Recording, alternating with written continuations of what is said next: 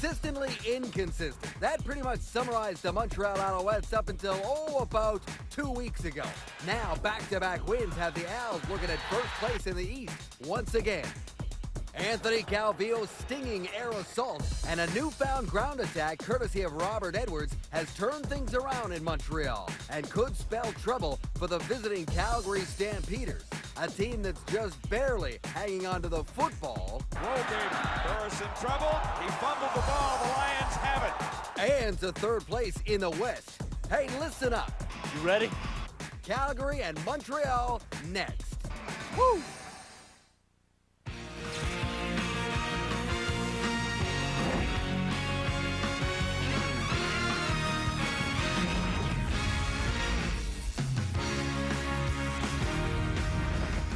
Week 9 of the CFL's regular season opens in Montreal. The Stampeders and the Alouettes tonight on Wendy's CFL Live. And hi again, everybody. Dave Randolph with you, Chris Schultz, Matt Dunnigan, and Jock Climby. And guys, nothing spices things up like a little war of words in the media, and we got one going on heading into this game. Jermaine Copeland, the Calgary receiver, leading receiver in the league right now, goes back to face his old team for the first time, and he's been saying to reporters that he didn't get any respect in negotiations, that he was treated like a fourth receiver.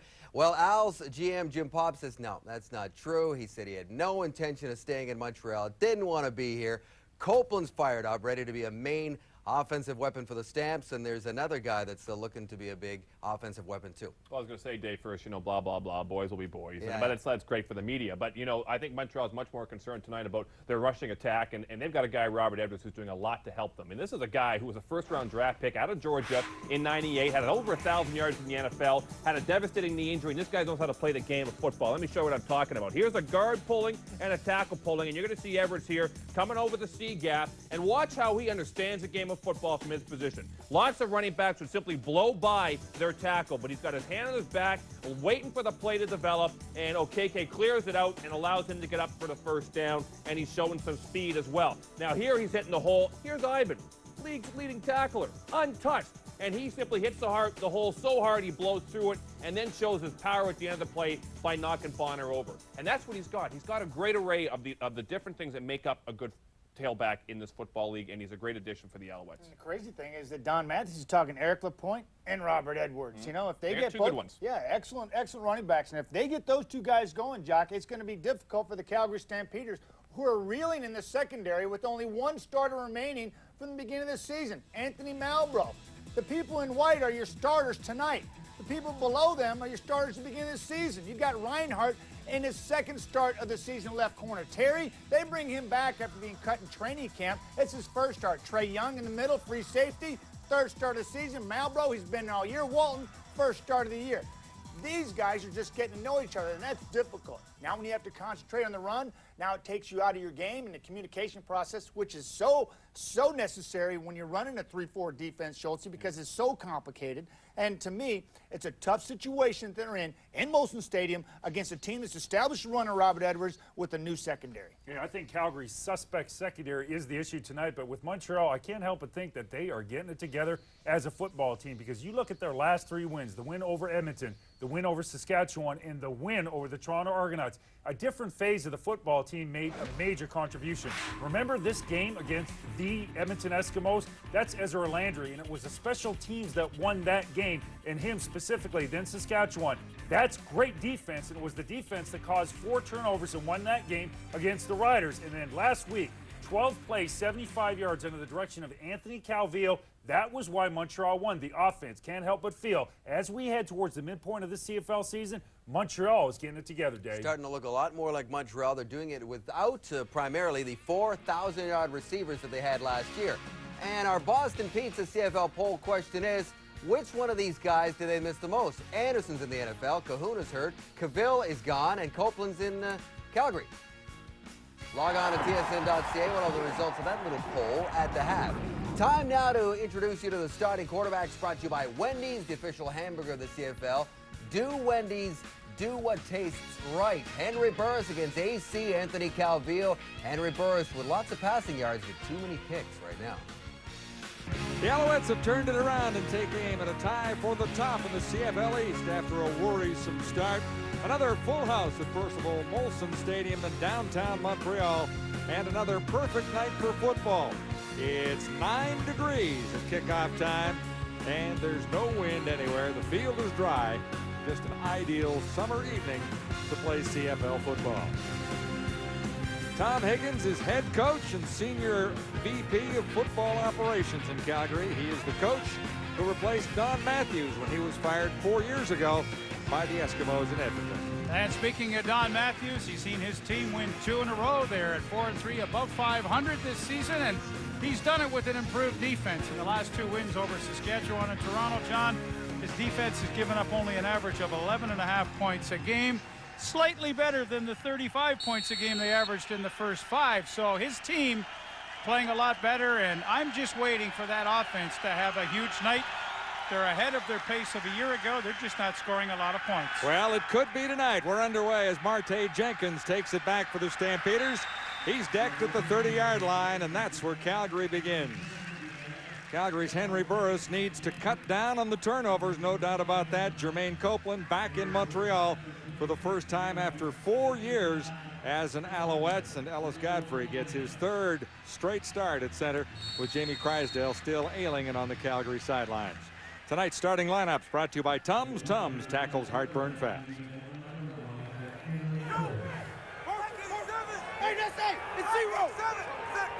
From the 31, Burris shotgun near side has his man, and he'll get a first down almost as Gerald Harris comes up with a catch, and yards after making it. We'll see where they spot the ball, just a little shy of the 40 it looks like. Well, no, the Owls have changed their defensive philosophy somewhat this year. Basically, it's still the same old personnel that can harass a lot of quarterbacks. And the front 4 are not getting as many sacks, only 12 so far. Very active linebacking core, and good to see Armando Curry back on the corner, the rookie of the Eastern Conference a year ago. He's had an interception already. Corners are small, though. Malvo 5'9", Curry 5'8". Calgary receivers are tall. Not much necessary for a first down, but a penalty marker did go down. That was second down, about a half a yard to go for Calgary. Joffrey Reynolds got the call, and we'll see 2 great running backs in this one tonight. Reynolds appears to be shaken up on the opening sequence.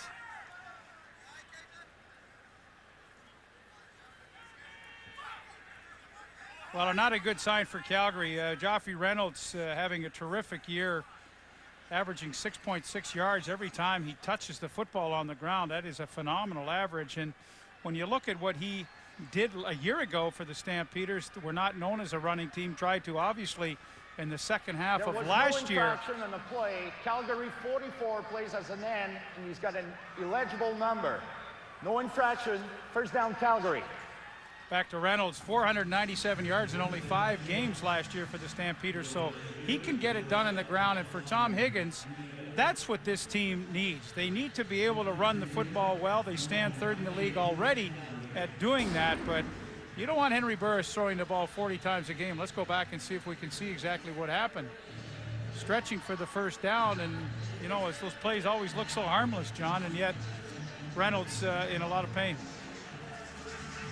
Ronnie Jenkins was listed as the other running back for the Calgary Stampeders. They were looking to go to a 2-back system. Jenkins didn't work out real well, so he was dropped from the lineup this week.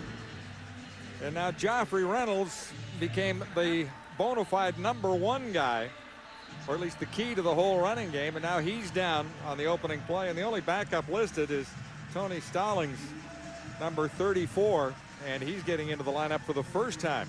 So already the Stampeders have a problem to solve if they can't get Joffrey Reynolds feeling a little bit better. Up on his knees now, so I'm not sure exactly what might have happened to him in there. It didn't look all that vicious as we watched it back, but obvious pain. Well, it's interesting when you look at Montreal's defense and where they have improved. Well, they don't allow 100 yards a game. In fact, only 1 back this season in 7 games has had over 100 against them, and that was Charles Roberts. When Winnipeg scored 51 points, he had 195 yards on the ground that night. But, you know, Montreal, a tough defense to run against historically, and Calgary, a good rushing team so far in 2005, and it was going to be interesting to see how that matchup unfolded tonight. And Joffrey Reynolds doesn't look right now as though he'll be coming back too soon. No, he's not right, as Pat Clayton leads him off the field for the Calgary Stampeders. So adjustments have to be made. Stampeders did get a first down, in case you missed that while we were checking out the injury to Reynolds. They needed half a yard. So Burris will look to his receiving core here rather quickly. Nick Lewis and Jermaine Copeland, the aforementioned former star with the Montreal Alouettes. So Stallings does come in to replace Reynolds in the backfield. First down, Calgary. Burris faked it and dives. He'll get close to a first down. Knees touchdown, just about 1.5 yards shy of midfield. Well, pretty neat play. Play action inside, and then they run the option and let it roll. And as Burris goes to his right, they're going to play a game right here on Anwar Stewart. And if Stewart goes wide, like he does, Burris cuts up. Well executed. And as a quarterback, when you run that play, you've got to be patient. And Burris was very patient right there. Little option play, and it's close to a first down. About 0.5 yard necessary for the Stampeders. And Burris himself should have the necessary inches. Well, we talk about Henry Burris. The real problem throughout his career has been the touchdown to interception ratio. And he's a guy that will definitely take some chances. He will force the football in there. And I mean, here's the key aspect is to see 68 touchdowns, 58 interceptions. I mean, that's a ratio that's far too close together. And it's really because, I mean, he's such a gamer kind of guy, wants to win at all costs, and sometimes he just makes some poor judgments. And that's what's interesting tonight about how will Montreal's defense play against that. You know, last week, John, against Michael Bishop, early in the game, they only rushed 3 and 4, dropped 8 and 9, and said, look, try to beat us by beating the teams in the zone. And I'd do the same thing to Henry Burris tonight. I wouldn't attack him. I'd be passive and see if he can really understand the coverage and beat the zone. Burris, a 10-10 guy on the season, 10 interceptions, 10 touchdowns so far. And Burris had a goal at the beginning of the season not to throw 10 all year. Well, he's already there. Stampeders with a first down. There was early movement from the Alouettes. Could be a free play for Burris. Goes to the line, looks deep. Touchdown toss. Henry Burris, Brett Ralph. Beautiful play. Ralph got in behind. And he is the 6th receiver in the Stampeders scheme of things. He looked right at home there. He's a rookie, a 6th round draft pick out of the University of Alberta. Anytime you got a 6th round pick that you can put in the starting lineup, what a bonus that is. A free play. Stewart was offside, and Burris picks out Ralph deep down the field. Boy, he just simply got in behind James Whitley. I think the secondary fell asleep on that. They thought the play was going to be whistled dead, but it was a live play, and Burris took advantage of it. That's a keeper for Brett Ralph, his first CFL touchdown. So the Stampeders score on the opening drive and have a 7-point lead on the Alouettes here in Montreal with a penalty marker down on the extra points.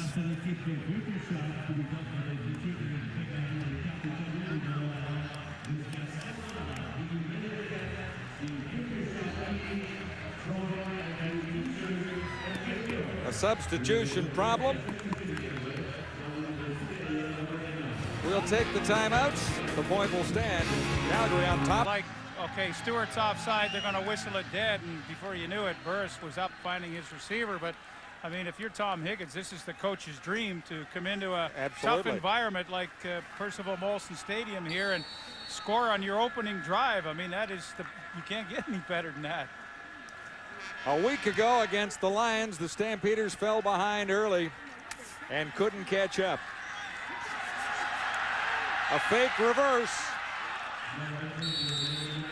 And the Stampeders weren't fooled as Gilligan faked it and carried himself. Well, there's the man of the hour, Brett Ralph. And, you know, when you're a quarterback, and that was the middle of the field that Burris is looking at when he finally gets up there. Like, there is nobody there. And all of a sudden, you know, he takes advantage of a rather snoozy secondary. And what a way to begin the football game. So Anthony Calvillo tries to answer the opening drive for the Stampeders. Alouettes begin inside the Montreal 30. On the money, Terry Vaughn. Tough running inside for Vaughn as he finds the 35. And that's about it. Anthony Calvillo has the Alouettes on a 2-game win streak. Dave Stella and Sylvain Girard have to pick up the slack with Ben Cahoon on the sidelines. They're the key receivers right now. And up front, Dave Mudge gets an opportunity with Paul Lambert on the sidelines as well. 2nd and 4. Edwards to the outside. He'll have the first down.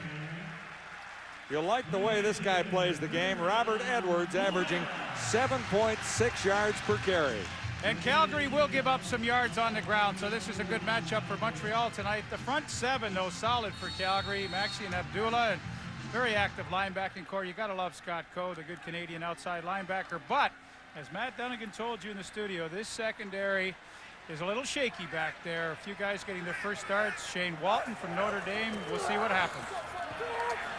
Calvillo throws on 2nd and 4. Girard has first down territory, and 4 Stampeders surround him, led by Nate Terry. So a milestone for Anthony Calvillo, moving up on the all-time passing chart among the great CFL quarterbacks of all time, and just a couple of yards ahead of Doug Flutie now.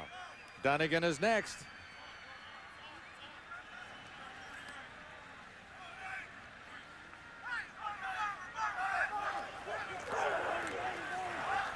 Calvillo picked off this time.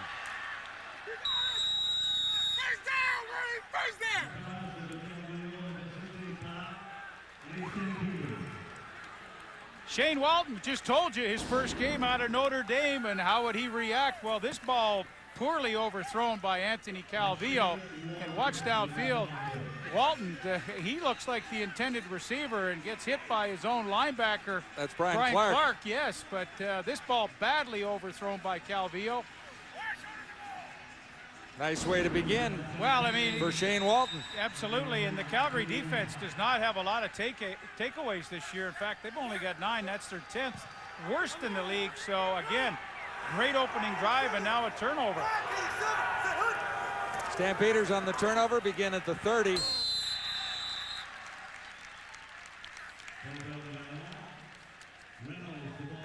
Joffrey Reynolds apparently okay, shaken up the first time he touched the ball. You know, John, when he left the field, you could see him opening and squeezing his hand, and that is often an indicator of a burner. And if you have a burner or a stinger, you know, sometimes you're obviously able to shake it off quickly, and very glad to see him back in there. 2nd and 7, Stampeders. Calgary 34 now. Burris shotgun. Fake the short pass and looks deep. He'll get a first down with penalty markers coming down as Gerald Harris made the catch. You know what? They only rushed 3 and dropped 9, and I think they're going to call Kerry Watkins for being out of bounds and coming back into the field of play. That's exactly what they call. So that will come back. Or Gerald Harris, rather. But again, I was interested to see what Chris Jones would do to Henry Burris tonight on the 1st, 2nd, and long situation.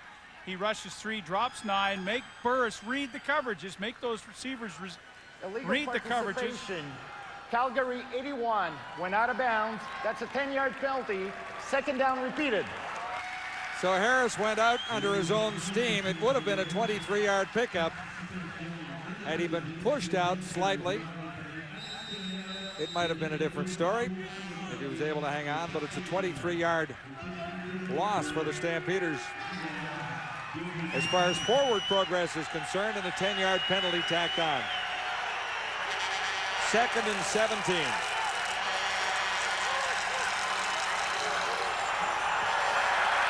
Burris under pressure. That one is tipped, and Calgary will kick it away.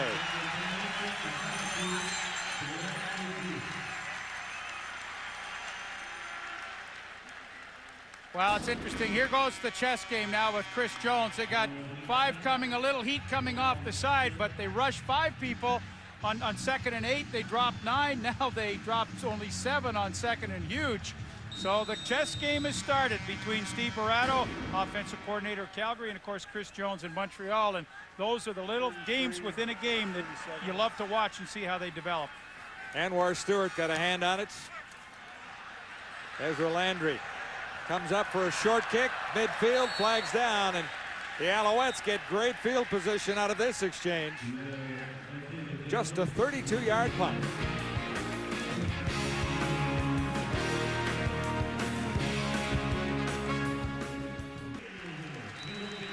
The Alouettes' second offensive possession begins inside the 45 of the Stampeders, just 17 yards net with a penalty tacked on after the punt. So the turnover didn't cost a thing. And here again, Robert Edwards. 7.6 yards per carry. He's right on that and over it with this one. Yeah, and that average is the best in the league by far. And he does the cutback as well as anybody. Good seal down by Dave Mudge on the right-hand side. And for Robert Edwards, only back so far in 2005 to have back-to-back 100-yard rushing games, 147 against Saskatchewan a couple weeks ago and 124 last week. 2nd and 1. It'll be an easy first down for the Alouettes. Mike Villeman carrying that time. You know, John, I walked into the stadium with Edwards today, and we had a little chat, and I said, you know, I mean, you've had quite a career, and there are the averages in the league a yard ahead of his closest, Joffrey Reynolds, also playing tonight. But I said, I mean, you are an inspiration, Robert, what you've gone through with the devastating injury. They said you'd never play again. And, you know, I thought he'd just say, yeah, you're right, but he just said, you don't know the half of it. So the struggle has been large, and look at him now. Yeah, it was a horrible knee injury. He had 1,100 yards with the Patriots in '98, and he's adding to the total here as Marlborough steps up to make the tackle, and Edwards really just getting into his 3rd CFL game as a starter.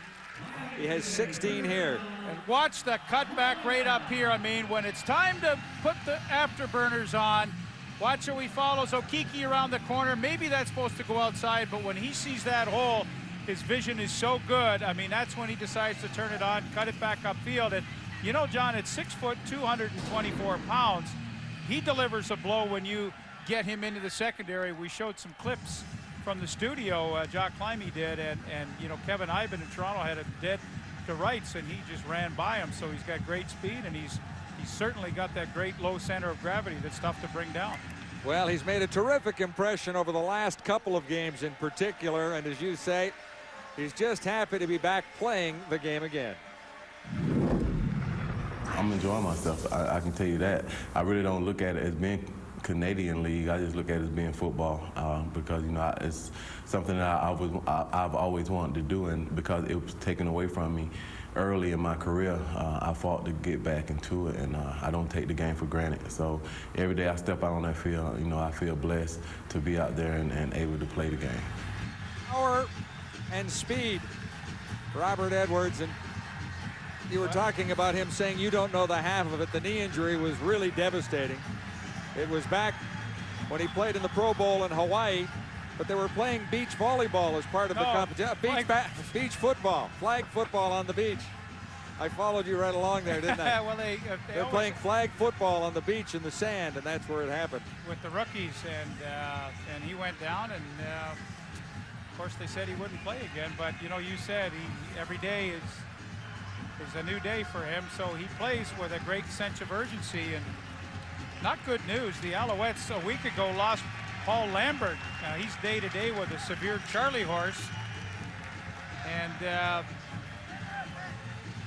looks like Dave Mudge now, the injured right tackle. So they're down, or Scott Flory rather, the right guard. They're down to one offensive lineman, Paul Archer. The youngster is going to get in the game. So all of a sudden, that absolutely all-star offensive line is being decimated. Well, and that will affect the way the Alouettes are able to run the ball as Archer comes in. 1st and 10 at the Stampeder 15.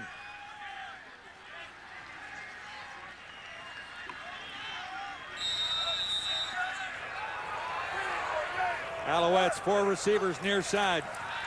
Calvillo looks in this direction, finds an open hole, now tosses to the end zone, not quite. Sylvain Girard was behind the cover, but he couldn't catch up to the ball. It was out of bounds. It looked like number 13, Calvillo, got a little anxious when he saw an open target. I think number 13, Calvillo, could have maybe run for a touchdown himself when he finally breaks containment. Have a look. I mean, he's going to move to his right, and after things open up a little bit, here he goes. Now he sees Girard. Could he have run? Oh, I think he could have had 10 there. Coe was waiting for him, and getting to the end zone might have been difficult, but a first down possible. You're right. Calvillo to the far side. Kerry Watkins.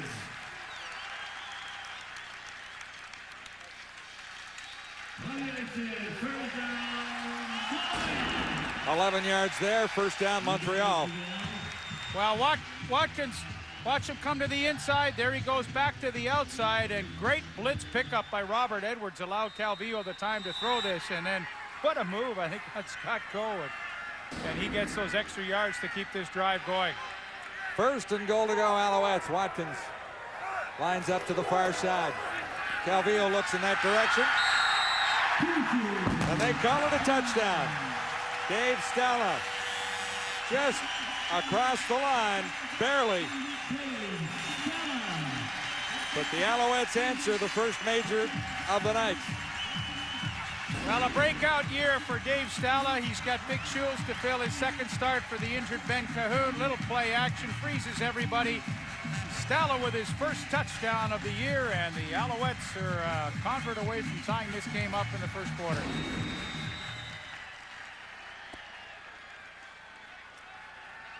And Stella will hold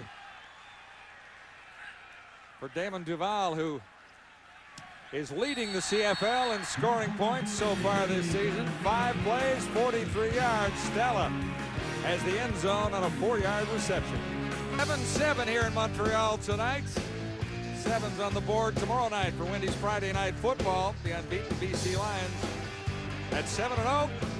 Host the Hamilton Tiger Cats at 0-7. That's the game tomorrow night. The matchup on Wendy's Friday Night Football. On the run at the 10. Jenkins. Surrounded. Patrick Dorvalis leading the tacklers. Well, let's go back and have a look at Dave Stella's first touchdown of the year one more time. Interesting to note. Here's Stella here. Let it run just a little bit. I want to show you something. Shane Walton is in man-to-man coverage. Now stop it right there. I mean, here's Walton. I mean, he's got a pick tonight, but how in the world on the goal line are you going to play man-to-man like that? I mean, that is way too much cushion to give in this league. And, you know, he's a rookie, and hopefully he'll learn from that mistake. But the one pick tonight, but he kind of gives it right back on the easy touchdown to Dave Stella. Here are the Stampeders at the 25. The Alouettes waiting. Joffrey Reynolds and Ed Fillion. And here's Michael Whalen. Thank you, John. You know, Jermaine Copeland hasn't touched the ball yet this evening, but we were talking to Henry Burris yesterday, and he was saying that one of the things he really likes about Copeland being on the team is the way that he's been able to tutor the young receivers like Nick Lewis and Brett Ralph. And the other thing he loves is the fact that he's a former quarterback, and so he's able to give him some consultation when they come off the field, things that he sees that maybe Henry did not see originally. A homecoming of sorts for Copeland tonight, and flags are down on Burris and the Stampeders. Interestingly, when you look back to that turnover and the interception by Walton, by the time they got rid of the football with a short punt and a penalty on the return, the Stampeders actually gave it back to Montreal in better field position than when the interception occurred. Yeah, Montreal 75, 5-yard penalty, still second down.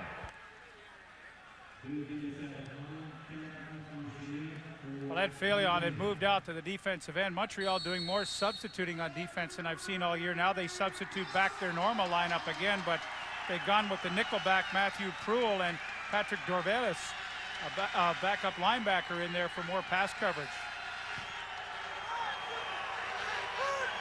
Magna is ready to fire off for Montreal. Burris Unloads far side behind the target, no catch. Brett Ralph was the intended receiver. He has the touchdown, his first in the CFL, a beauty, a 56-yarder on the first sequence for Calgary tonight. Well, that's a tough throw to complete, especially against Armando Curry, because in a man-to-man situation, which they were in, Curry will snug up on that receiver, and when you try to throw that wide side out, boy, you are taking a chance against an aggressive corner like Curry.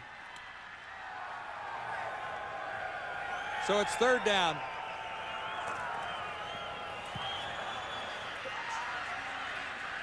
Ezra Landry watches it dribble by. Surrounded inside the 40. There was no chance for a big return for Landry there. A 41-yard punt.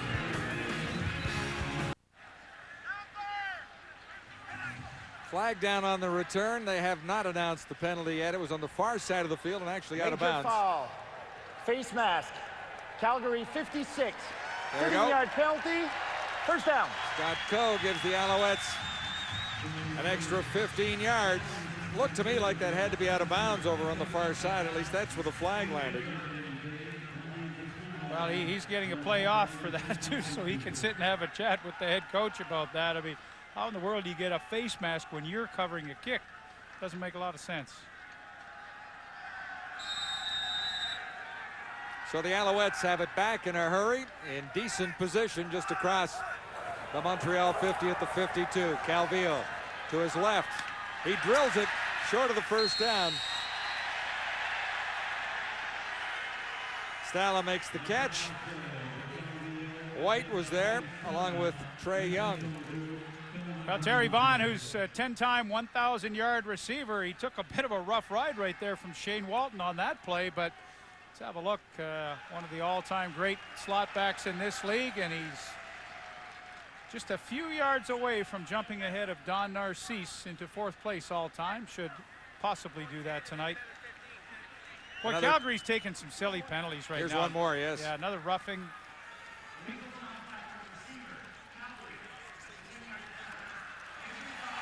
Necessary roughness. Calgary 44.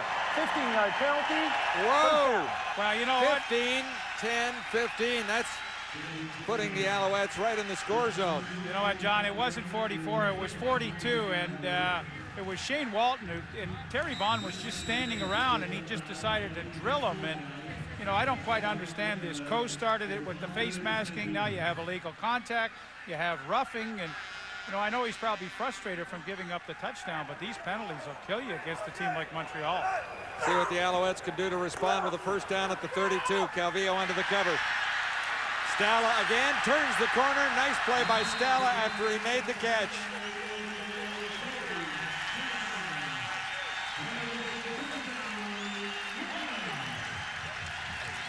$18 yards. Well, a very interesting play by Calvillo here. The fake, now he wants to run the option. It's not there, but he always has the outlet receiver downfield, his inside slot, and Dave Stala. And Stala is absolutely becoming a favorite with the injury to Cahoon for Anthony Calvillo right now. He had 8 catches over 100 yards against Toronto a week ago and a strong first quarter tonight. 3 for 28, and the touchdown so far. Robert Edwards off the left side. And Brian Clark and George White were there. Well, Brian Clark, the very active inside linebacker for the Stampeders. Here he is. Watch the flow. I mean, this is pretty good contact right here. He sees, finds him, boom, and helmet to helmet right in the hole. And boy, those two inside linebackers, John Grace and Brian Clark, they're the ones that are going to have to make most of the plays on Edwards tonight to slow down that running game.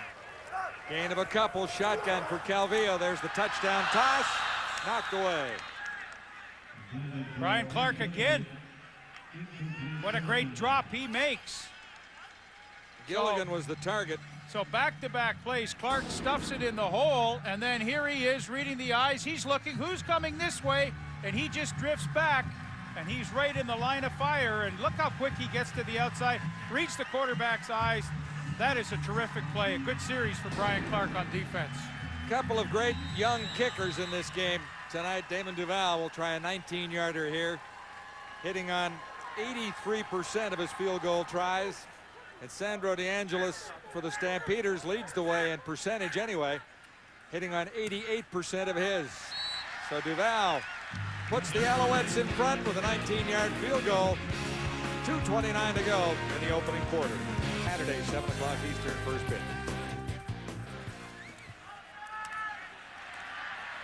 So Copeland makes his first catch as a Stampeder in this building. And that has been the talk of the town, the return of Jermaine Copeland to Montreal. Well, turn up the crowd noise microphones because there's a lot of booing going on right now. Well, he sought the free agent cash of Alberta and left the Alouettes and had a few words to say about the negotiations going on with Montreal as he was departing town.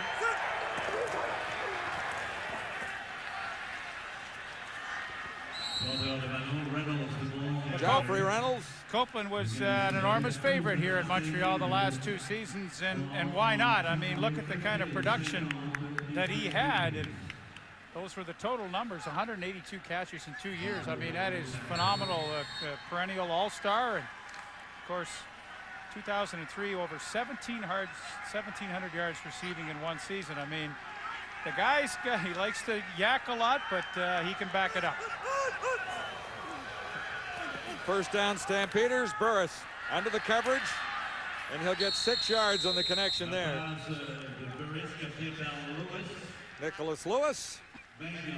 What? And Magno over to make the tackle. You know what, John? Montreal's giving a lot of different looks. Watch this, drop, and they rush 3. So what do? You take the crumbs, as we always used to say. When teams do this, they got the good play called. Just go underneath to Nick Lewis. He's going to get you some positive yards. He gets about 5.5 there. But, I mean, you cannot force it. You have to take what they give you.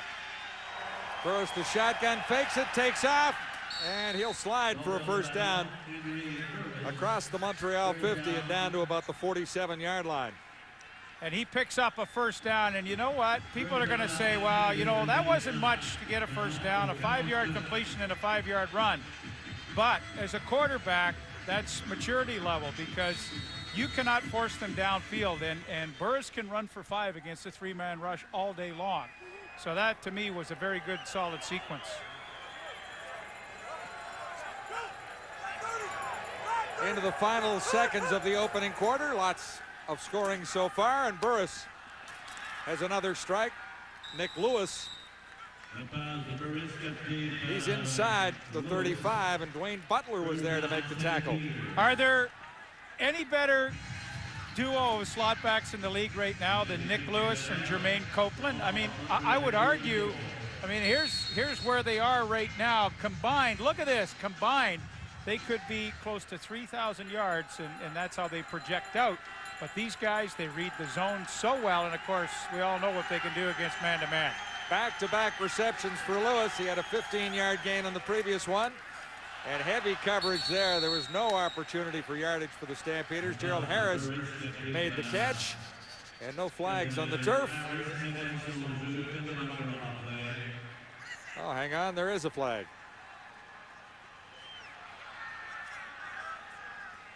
It would appear to be going against the Alouettes.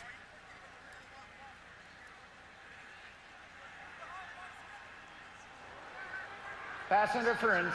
Montreal 18. This is a 10-yard penalty. First down.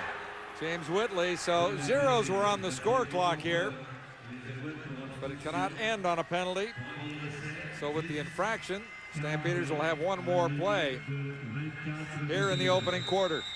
Calgary scoring first, Montreal answering that, and then adding a field goal for a 10-7 advantage right now.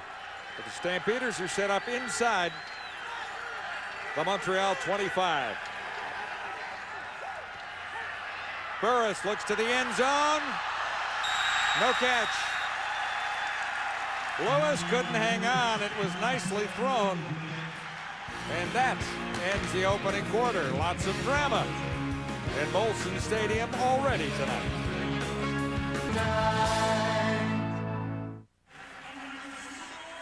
Welcome back. Quarter one is done, and the first quarter stats are brought to you by Rona, the how-to people. Interesting numbers, pretty close in time of possession. Well, yeah, really, those 4 penalties at the bottom there for Calgary gave Montreal 3 points pretty much.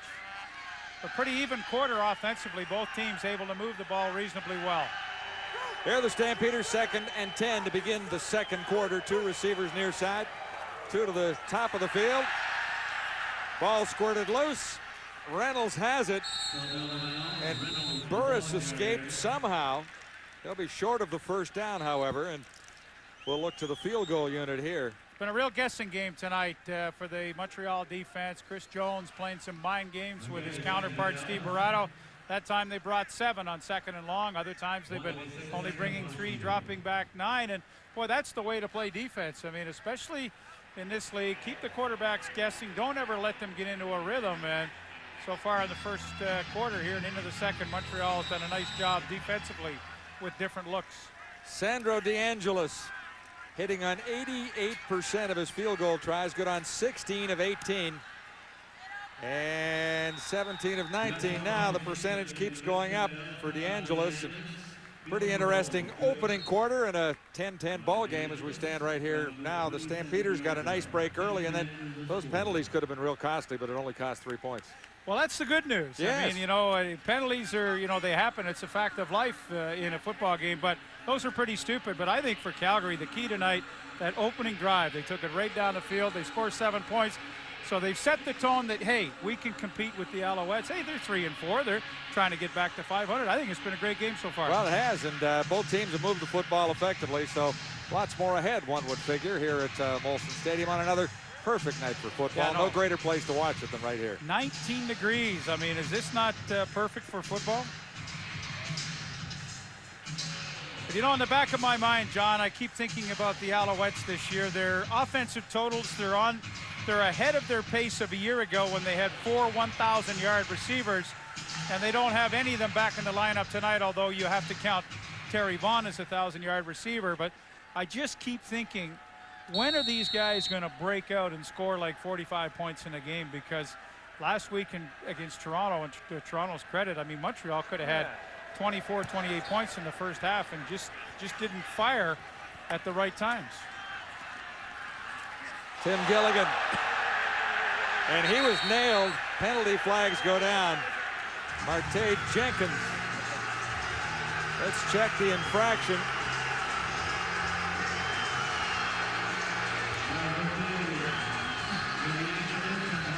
Well, Tim Gilligan was 5'9". Here's Jenkins. Before this play started, he's now 6'3". Well, he went high. The ball came loose. Clothesline. Major foul. Unnecessary roughness. Calgary 39. 15-yard penalty. First down. Well, it was 84. Having a little challenge with the numbering tonight, but it certainly was Marte Jenkins. But once again, you know, another costly penalty. They might have had Montreal pinned deeper in their own territory, but once again, Calvillo at his 40. Great field position to start a drive. In a 10-10 game, Calvillo looks to the near side, pump fakes once, has Girard wide open at the 50. Sylvain Girard and Anthony Malbrough came over to force him out.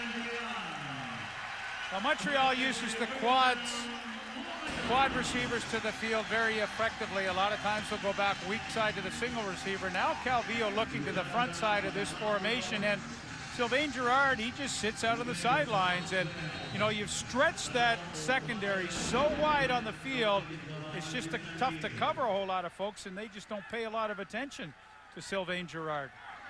30 yards for Girard. He's had injury problems this year and not seen a great deal of action. The hole opens up again for Edwards. Or does he open the hole for himself? Robert Edwards finally stopped by Shane Walton.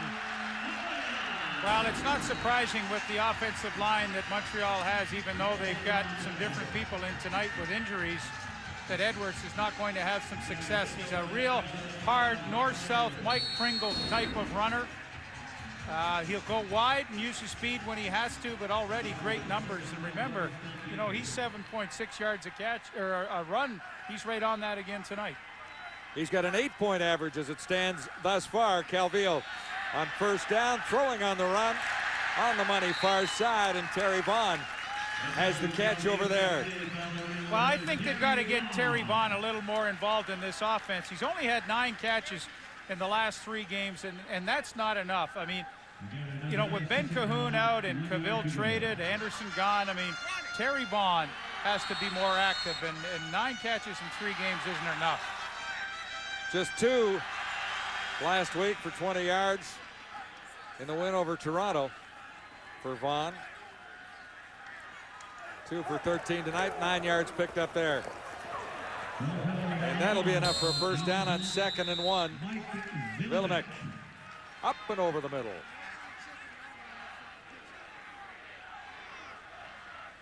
So after the kickoff return and the penalty, there's Gilligan being worked on the sidelines. You'd think it would be his neck the way he got it stretched out, but it's his left leg. Maybe it's his back a little bit. Sometimes when you push that knee over, you're trying to stretch out the lower back. But after that kickoff return and penalty, Anthony Calvillo's put a very nice drive together. Close enough to measure.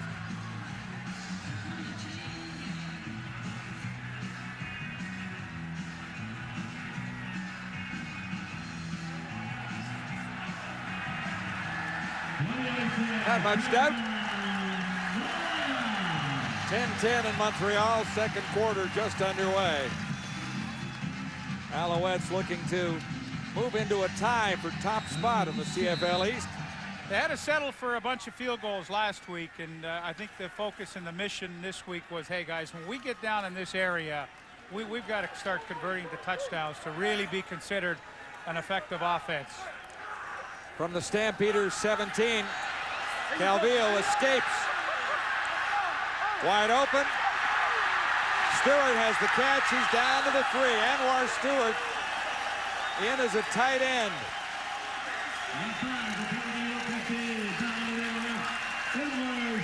It's good for a first down.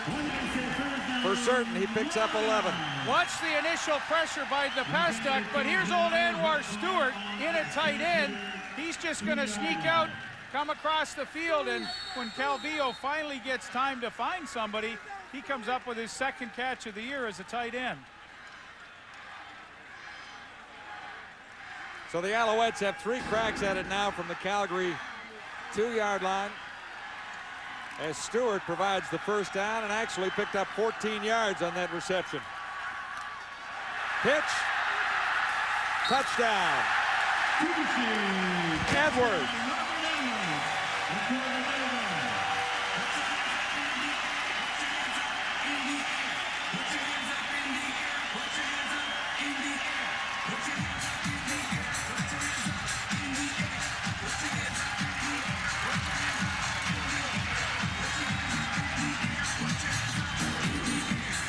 Watch Mark Kalix, who's the outside linebacker. When he sees the fake in here, he's right there. And then a little pitch to the outside, pretty easy stuff. There's no way that he can back it. He bites on that fake, and then it's just not enough to keep Edwards from getting into the end zone. 6 plays to cover 71 yards. Edwards into the end zone from 2 yards out, and the Alouettes lead by a touchdown. The Alouettes have been in the score zone 3 times and come away with 2 touchdowns and a field goal for the 17-10 advantage on the Stampeders here.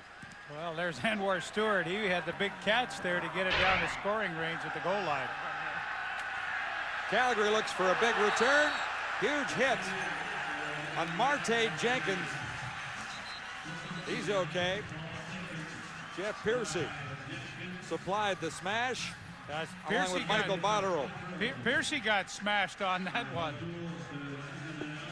Reserve fullback Marte Jenkins, I mean, he delivers the blow. He's the kick returner. Watch how he steps up in the hole, and there's Piercy coming over the top, and wow. There's some intensity on these special teams tonight. Botterill gets nailed, Piercy gets nailed. My, oh my. And we saw Joffrey Reynolds get injured on his first carry for the Stampeders. And Marte Jenkins is still down. Well, that was quite a shot.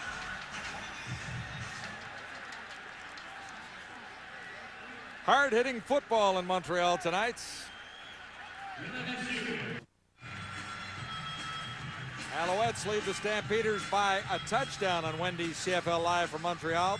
Jermaine Copeland playing back in Montreal for the first time and had a few words to say about why he left this wonderful football city. Let's get the other side of the story. Michael Whalen is down on the sideline. Jim, you took a lot of heat from Cope in the papers saying that he was underappreciated here and he didn't get a fair offer. Hey, it's Sim.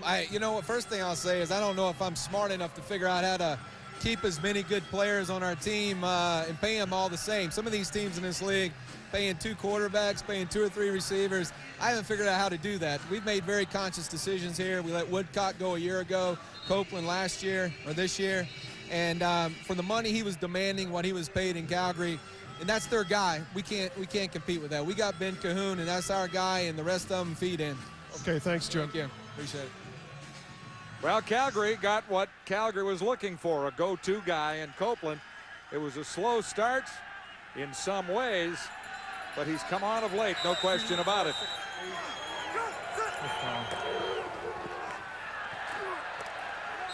Three flags down in the Alouette secondary.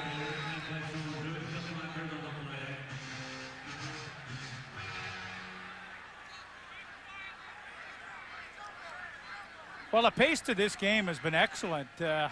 Regardless of how many flags we've had, the flow of offensive flow from both sides has been good. Too many men on the field. Montreal, 10-yard penalty, first down. That's interesting. This is the first time this season I've seen Montreal make this many substitutions on defense, and of course they got caught. Usually if you have too many men, it's going to be second down when you're trying to put a DB and an extra linebacker in. But doesn't happen too often on first down. The Stampeders get 10 yards in the first down. The carry by Dybert really didn't amount to very much, but they'll move the yardsticks on the penalty against the Alouettes. Dybert.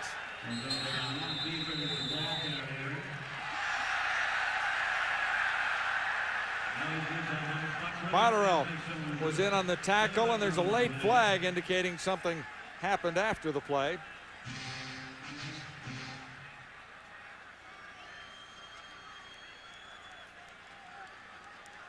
Well, it's against Calgary. David Laparelle. You know, de Laparelle just, he comes across as the off tackle. Major foul, necessary roughness. Calgary 77, 15-yard penalty, second down. It's kind of hard to figure. I mean, it was so far after the play, he made a pretty good initial block, and then for some reason decided he had to have a little extra action out there. And Calgary really starting to hurt themselves. Fourth major foul against the Stampeders.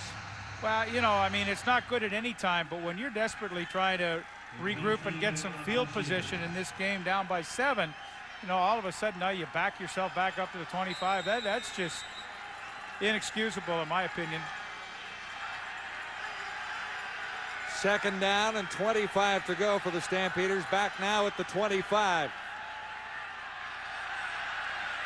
More flags, and Burris goes down, surrendering there. Likely wisely so, as Rob Brown and Botterill were in the area, and no receivers were open. Well, Montreal's done just a super job when they drop 9 people. They are squeezing down those lanes and in the zones that there is just nothing for Burris to look at. The holding call. Holding, Calgary 64. Penalties decline, third down. So Jeff Pilon and declined, but you know, that penalty by de Laparelle, I mean, just inexcusable. It put Burris in such a hole. Now they have to give up the football, and most likely for about the 5th time tonight, Calvillo is going to have a drive starting around midfield, and that's tough on the defense. 6 penalties for 80 yards against the Stampeders so far. And 4 of the 6 have been of the stupid variety. Yes, not bright at all.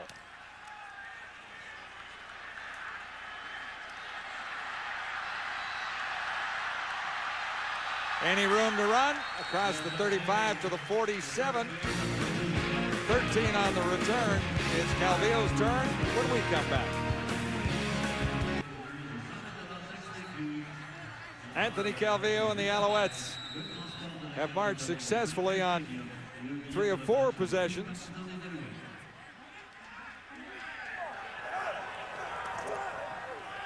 (17-10) the Alouette lead as Calvillo goes deep.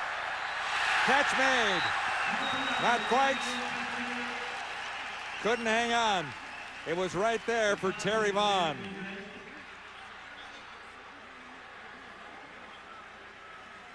Well, the one thing that's really hurting Calgary's defense is that Calvillo is starting too many drives around midfield, and what that does is, I mean, it just opens up the whole package that you put together on offense to try to beat an opposing defense, and the package is so expanded tonight that they can just pretty much do whatever they want because of this terrific field position they've enjoyed. Close for Vaughn, couldn't hang on. And 3 flags are down.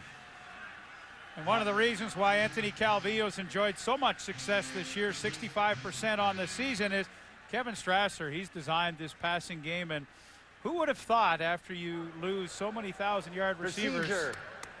Montreal 69, 5-yard penalty, still second down. I know we've dwelled on that in a lot of the games we've done on Montreal this year, John, but you know, to lose those players and still not skip a beat, in fact, be ahead of the pace of a year ago, to me is just amazing. Calvillo rifled it and a little high. Gilligan was the target, and it's 2 and out for the Alouettes. It hasn't happened much tonight. Matter of fact, that's the first time it's happened on the early sequence anyway. They have scored. Well, it's interesting, you know, you would think if you just look statistically that Anthony Calvillo would have a good night. The pass defense for Calgary ranks 8th in the league, and of course, Calvillo's 3rd with his offensive totals passing. Rambo back for the Stampeders. He has the 27-yard line, and that's about all there. Great night for football in Montreal, as is usually the case. Invasion on TSN comes your way this fall on Wednesdays. Seeing is not believing. Invasion Wednesdays this fall on CTV. You know, I saw some promo clips from that new show this afternoon. It looks pretty, well, it's certainly one that I'm going to tune into. It looked pretty good.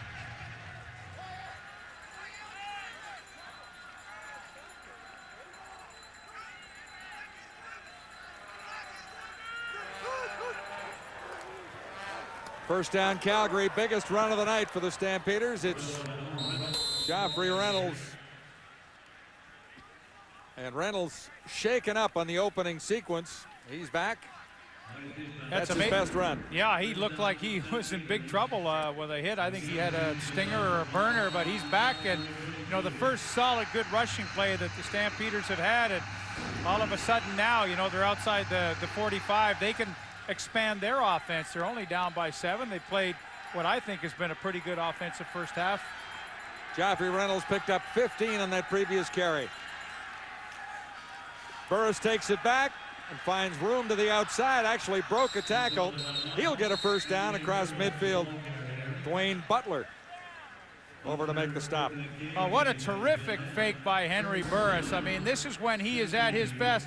The fake right here, watch how he freezes everybody and then goes that way. But you know what's going to set up the next time? There's the freeze right there. Boom. I mean, he's got lots of room to the outside. Now you do it again next time and you either throw or pitch. So he's planted a good seed with those defensive linemen of the Alouettes with that play. Burris had 13, and he's right on midfield and has the strike there for Nick Lewis. Lewis lost, no, that was the helmet that came off. Lewis held onto the ball, lost his lid, and a flag goes down, likely against the Alouettes on the tackle. Well, there's been some silly things occur tonight, and none more silly than this. I mean, Lewis with the great catch right there. I mean, that's where you go and you fight the football. You beat Malvo. But watch James Whitley at the end of this play, number 18. You're just going to rip the helmet off. And, I mean, there's, you know, guys, you know, it's good to be physical and tough and have the swagger and all that stuff. But, you know, we're at the point right now where these teams are making some pretty large mental mistakes. Whitley charged there. It's another 15 for Calgary to move the ball down to the 15-yard line, and a total of 40 yards on the play. So here are the Stampeders, definitely in scoring range. Reynolds was stopped, broke away. He's inside the 5. Should have been down a couple of times. Kevin Johnson finally got him. What a run by Joffrey Reynolds. I mean, this is not only a beautiful change of direction when there's absolutely no hole open, but watch right here when he gets it to the outside, the cut coming up right there, back to the inside.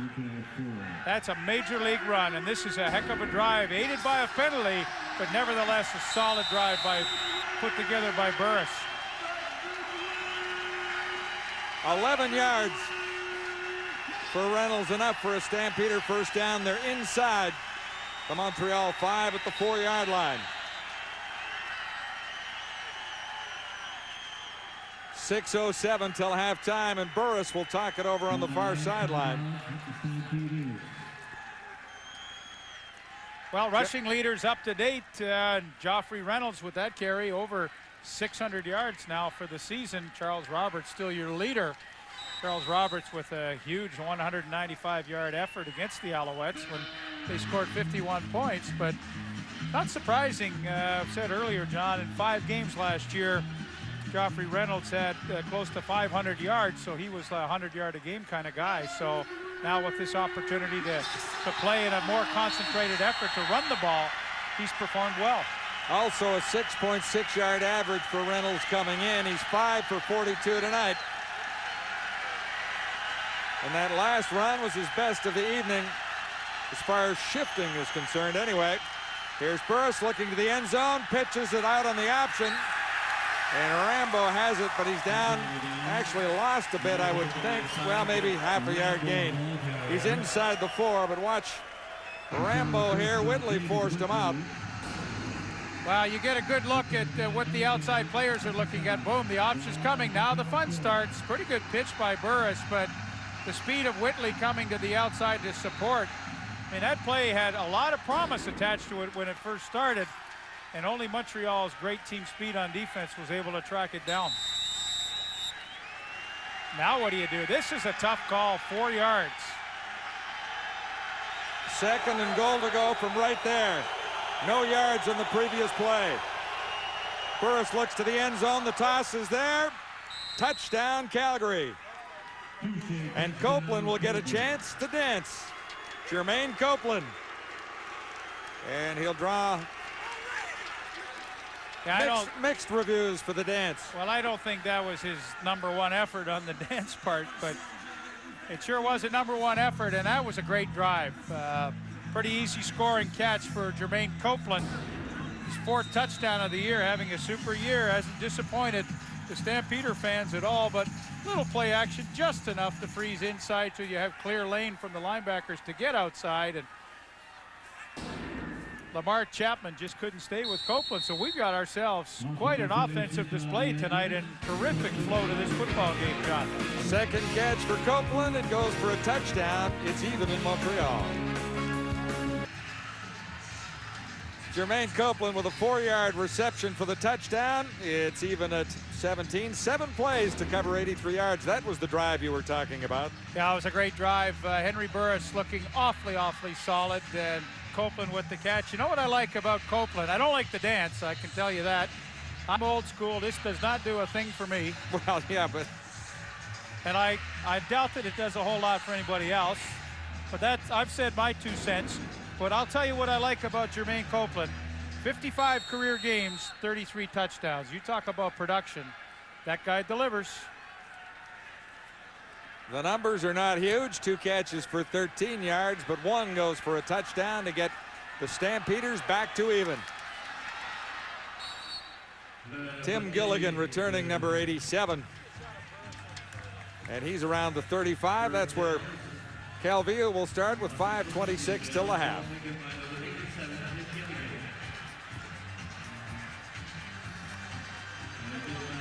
Calvillo's numbers are not outstanding so far tonight when you look at this total. Just 110 yards thus far. You know, it's occurring with Calvillo more and more in the last few weeks, John, as he doesn't have to throw 40 balls a game because he's had Robert Edwards grinding out over 100+ each game. And, you know, personally, Calvillo probably wants to throw the ball more, but I think they're a better offense based on that. 3 receivers to the near side. Calvillo fakes the handoff and carries himself. And he should have a first down as Trey Young comes up to pin him. Brian Clark out of Hofstra, playing in his 8th CFL season, and we know lots of his family and friends are watching this game on the MSG network, so we welcome our viewers down in the United States, and welcome to all our Canadian viewers, the Canadian troops watching on Armed Forces television around the world. And of course, Brian Clark growing up in New Jersey, definite MSG territory. Napastuk on Robert Edwards. And there's very little gain, inches, I would suggest.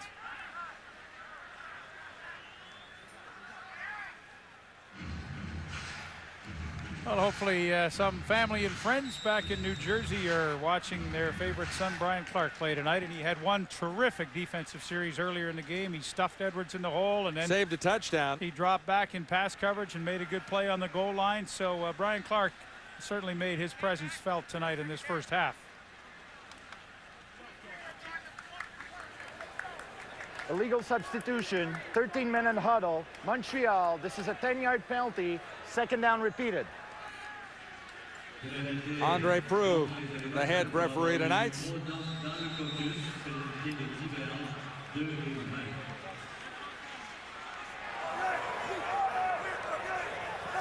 Second and a bunch for the Alouettes. Calvillo looks at 2nd and 20. Nice long pass, caught. Terry Vaughn slipped in behind the cover. And what a beautiful toss that was from Anthony Calvillo, as Terry Vaughn makes them forget all about Jermaine Copeland in Montreal. Well, and I said, you know, Vaughn had to be a little more active tonight in the offense, and Calvillo recognizes that. Watch Anthony Malbrough right at the end right here. I don't know if you can see. Yeah, he gambles. Like when you come underneath, you're selling out that you can make the interception or the knockdown, and Malbrough was not able to do that. Vaughn with terrific concentration. What a huge play that was. 39-yard gain. Calvillo with a good fake. Pumped it and fired into the middle. It's Vaughn again. Breaking away for an extra yard or 2. John Grace got over to make the tackle. So Vaughn had 39 on the previous play. And with that catch right there, he moves into 4th all-time in the Canadian Football League in reception yardage, passing one of the former great Saskatchewan receivers, Donald Narcisse. And there it is. 11 terrific years for Terry Vaughn. For our American viewers, he has had 1,000 yards receiving in 10 straight seasons, and no reason why he won't do it again this year. And with 3 different teams.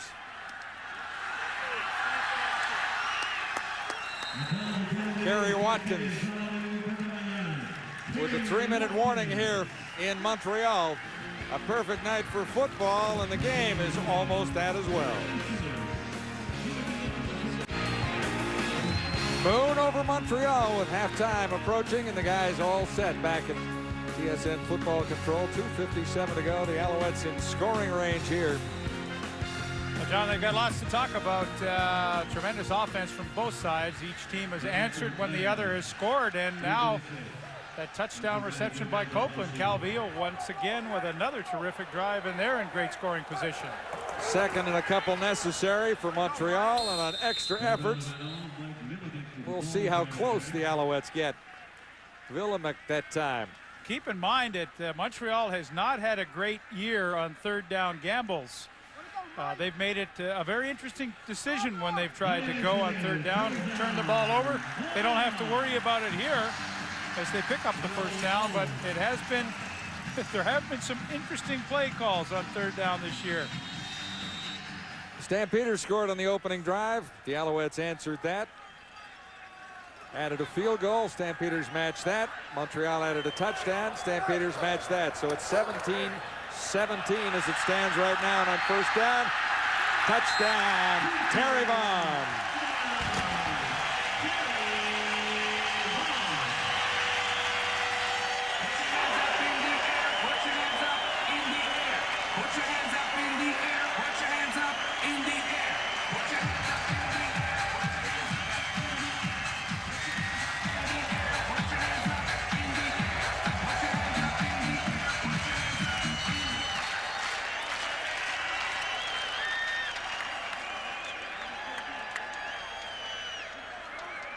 32 catches, 374 yards for Vaughn coming in.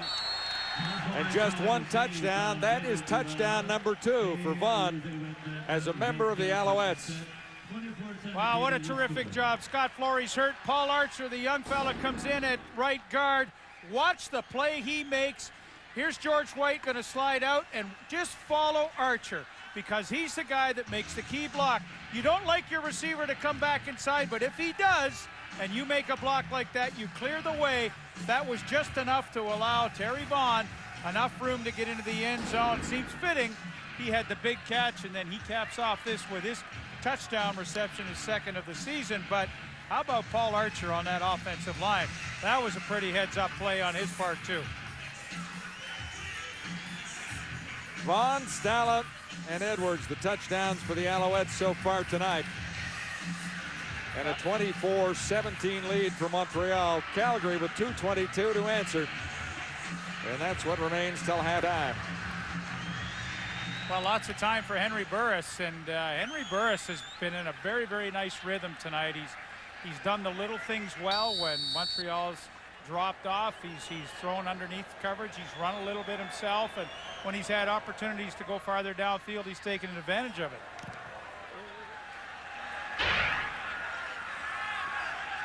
Ready for the return for the Stampeders. Marte Jenkins, and he'll have the 32-yard line, stopped there by Kelly Malvo. These guys in a shootout tonight, Calvillo versus Burris, and they're number 1 and 2 in the CFL so far with average yards per game. So as advertised. There you go. These two teams can move the football, and the one thing that Calgary has done exceptionally well, I mean, you look at their receivers, 3 of them, Gerald Harris, Copeland, and Nick Lewis, all over 17 yards a catch. So, I mean, that tells me Henry Burris has been able to stretch some secondaries, and, you know, his team is the best at stretching a defensive secondary in the league right now. From the 30, Burris gets some heat. Throwing under pressure, and he's got his man on the far side. It's Gerald Harris. And Burris looked cool there in spite of the Alouettes all around. Yeah, that was some terrific arm strength. You know, a lot of pressure on Burris as he finally waits and waits and waits, but that was about the hardest football he's thrown tonight. 15-yard strike. And again, that first down in this drive was so key. Now, you know, you get outside your 45 again. The whole package that you've designed tonight is at your disposal. Open a few more pages in the playbook with 2:09 till halftime.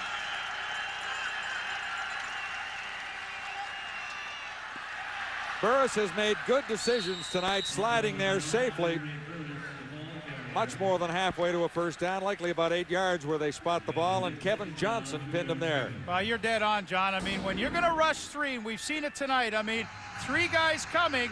Look at the lanes right up here, and Henry Burris, watch how quickly he sees this. He goes, uh-oh, 9 in coverage. No way I'm throwing, I'm going to run. Second time he's done that tonight, positive yardage, and he's really got his head screwed on. And sliding safely in front of Johnson was a smart move as well. Second down, Stampeders. Burris will get the first down on this connection. Lewis has it, caught from behind, and rolled out.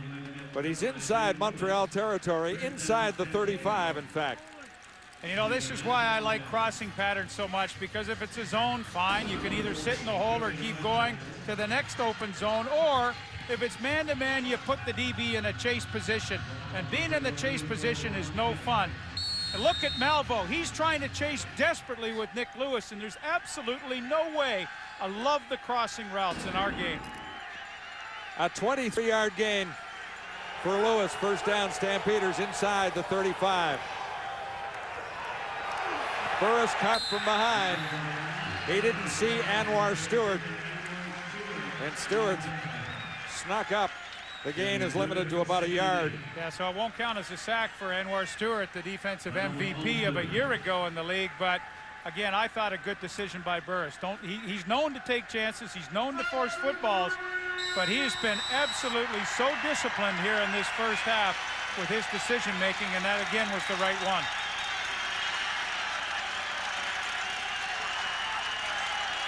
Gain is actually 2. It's 2nd and 8. Burris drills this one in. He'll get a first down as Rambo makes the catch. Kenyon Rambo has made a couple. And a good read by quarterback and receiver. 4-man rush. Zone for Montreal. Rambo coming, working to the inside from the left slot back spot and coming across. Look at the opening in between the linebackers, Patrick Dorveus and Mike Strickland. And good read again. Burris is really on his game tonight. Boy, he's like your little kid, you know. When he's good, he's really good. When he's bad, you know the rest. Another 10-yard gain. Stampeders began the drive back at their own 30. Burris escapes, cuts it back in. Anwar Stewart was with him again. Ed Fillion in pursuit. It's about a 5-yard gain. Well, Steve Barato, who is the offensive coordinator for the Calgary Stampeders, there he is in the middle of your screen. He must be pretty pleased with the production tonight. Coming in as the 2nd most productive offense in yards per game, and they have really lived up to their billing. Time ticks down in the opening half. Stampeders look at 2nd and 5. Burris a little low, no catch. Or did he hang on? No, they're saying no catch. Copeland tried to sell it. Well, and I thought that was a catchable ball. Copeland kind of laughing after the play. Get a good look at what he faces right here. I know it was low, I know it was behind him, but he's such a confident and good receiver that I thought he might be able to haul that one in. And that will cost the Stampeders the touchdown try. A 25-yard field goal. Sandro DeAngelis. We talked about him. 1 for 1 tonight, good on 88% on the season, and he's 2 for 2 tonight. So the Stampeders march for a touchdown and trail by 4. Sandro DeAngelis, number 1 in percentages so far this season. He has only missed 2 field goals all year, and he's perfect in converts, of course. Well, he's 18 to 20, 90% right now, and longest of, he's moved up a little bit with his 2 for 2 tonight, 89.4 coming in. He's moved to 90% now. He also has the longest field goal of the season at 56 yards. So not only does he have the range to win you some games late, certainly very consistent with his accuracy. And on the other side of the field, Duval, who is a rookie in Montreal, got on 21 of 25 field goals. So a couple of young kickers have really emerged in the Canadian Football League so far this season. Time ticking down, just 26 seconds till halftime as Robert Edwards gets another carry and John Grace another tackle. Well, it's been a great first half of football. Both teams been very successful when they've been challenged by a score by the opposition. They've come right back and answered quickly, and more than anything, they've put some long drives together. The defenses should be well rested for the second half. 2nd and a couple for Montreal. But not much time. It's Edwards again, and he'll not break this one. Down to 5 seconds to go.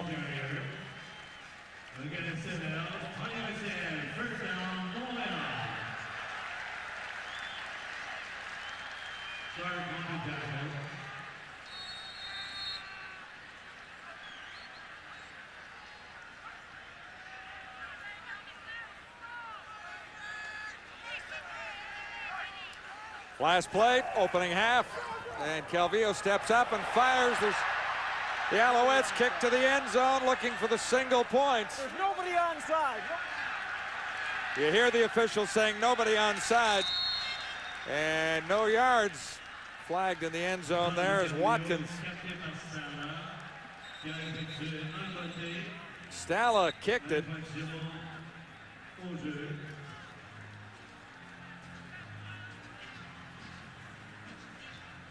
Well, that was a pretty interesting play. A great play by Calvillo and Stala, but they forgot to tell Kerry Watkins on the outside that, you know, at best, you got to give no yards. I think you could hear the official in our field level, Mike. You could, absolutely. Being pulled up saying nobody onside. So nobody was eligible to recover it in the end zone. So I believe we've got it sorted out. It shouldn't be a single point. The half should end.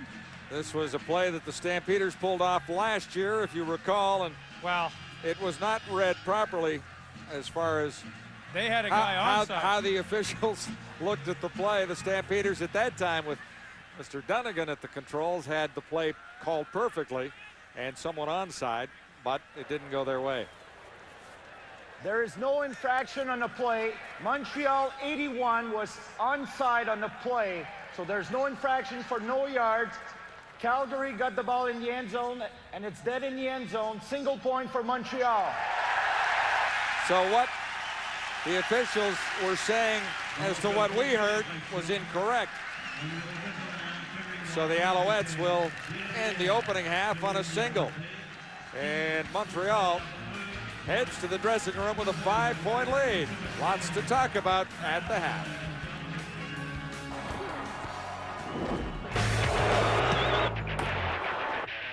Just get started. See, you wouldn't want to be in. Solid hit.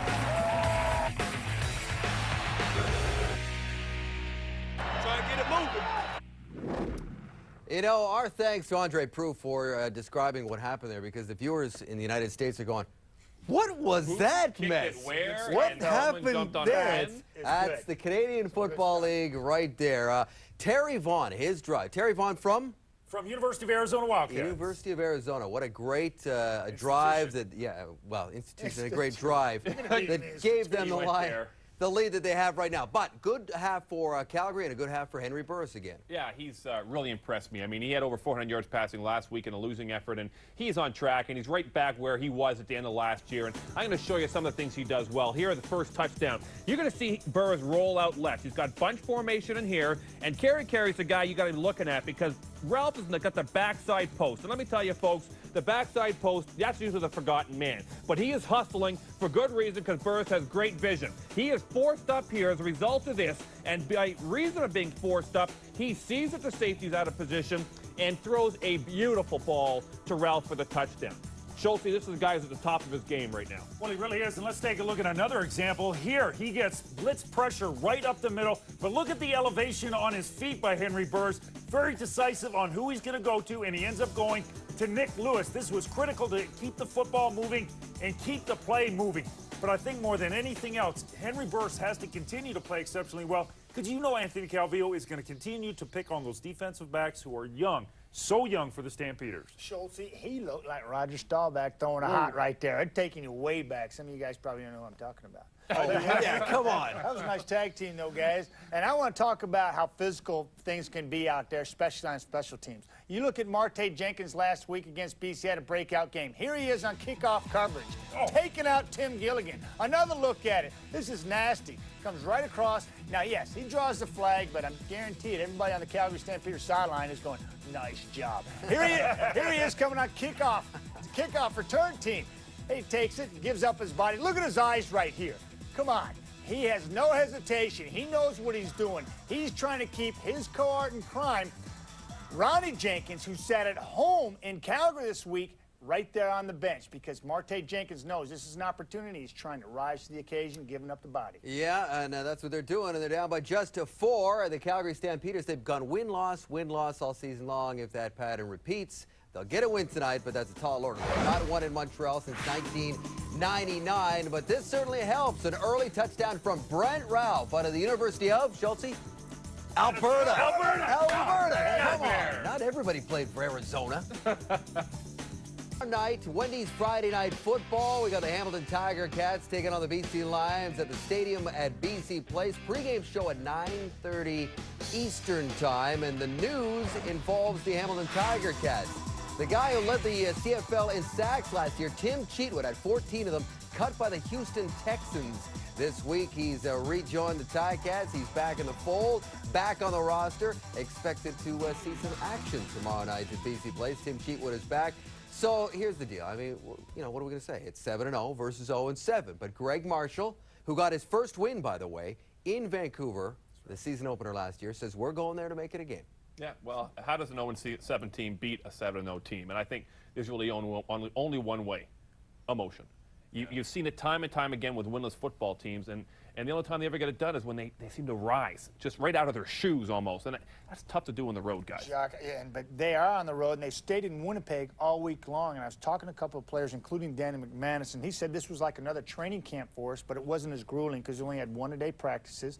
And they were able to kind of like bond and come together. And it's not like they were 2 years ago when they went 1-17. This is a group of players that have been there, done that. They know how to deal with it. They're teaching the young guys how to deal with it. And they feel very strong about going into BC place, and that's a big difference in this football team. I think in this situation it tests your professionalism in completely different ways. For the BC Lions, as a pro, you do not become aware that you're playing a team that has yet to win. And in Hamilton, as a pro, you don't allow the fact that you haven't won one to affect your effort level, your preparation, or how you play as an individual, understanding if you play well as an individual, you're one of the guys that's going to help enhance a win. So it's about being a pro, but different degrees. That's right. But you know, let's talk about BC's mindset going into this football game. How do they prepare for an 0-7 football team? No differently. No differently. And you have to look inward at your own play, and you've got to try to get better from week to week and improve on the mistakes that you've had. BC, to me, is carrying themselves a lot like the Alouettes did in the late 90s and early 2000s. It's business as usual. Doesn't matter who they're playing, it's methodical. And that's what Hamilton has to worry about, because emotion has a hard time against And they're not going to take them lightly, because they know they just have to look back at their last meeting at Iverwood Stadium. It was a close game. It was a 6-point ball game, and BC knows that they cannot take them lightly. Looks like Kahari Jones is going to get the start. Definitely going to start. The other game on Wednesday night is going to be Ottawa and Winnipeg. The Ottawa Renegades trying to win their 4th in a row. Montreal's trying to seal the deal here. They're going to have to go. Here's a touchdown by Dave Stella. They lead by 5. Ticats Lions, Wendy's Friday Night Football, tomorrow on TSN.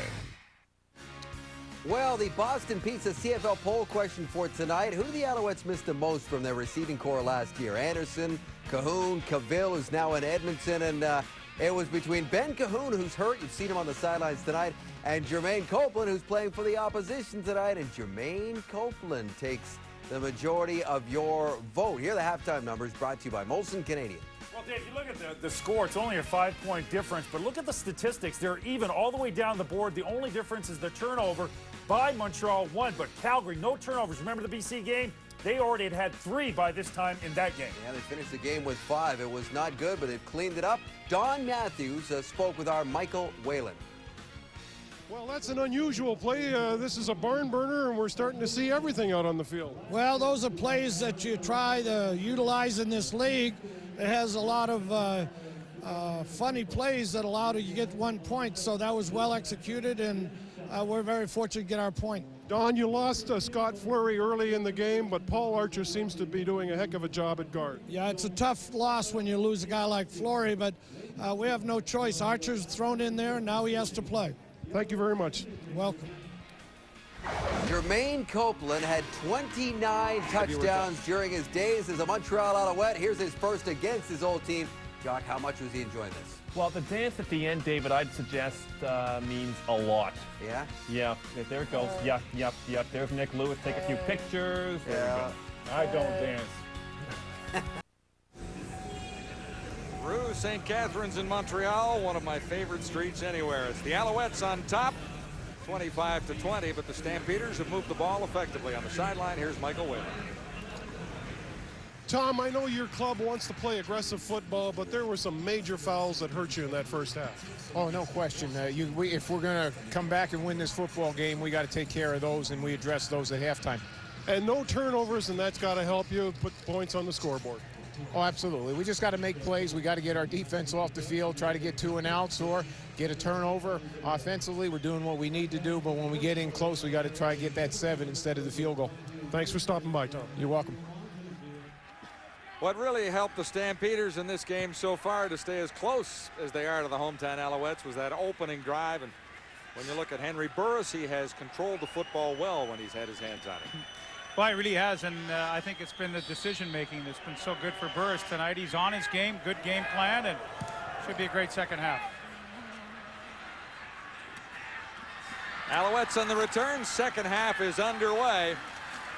Caught from behind and dropped near the 35, and that's where Anthony Calvillo will start.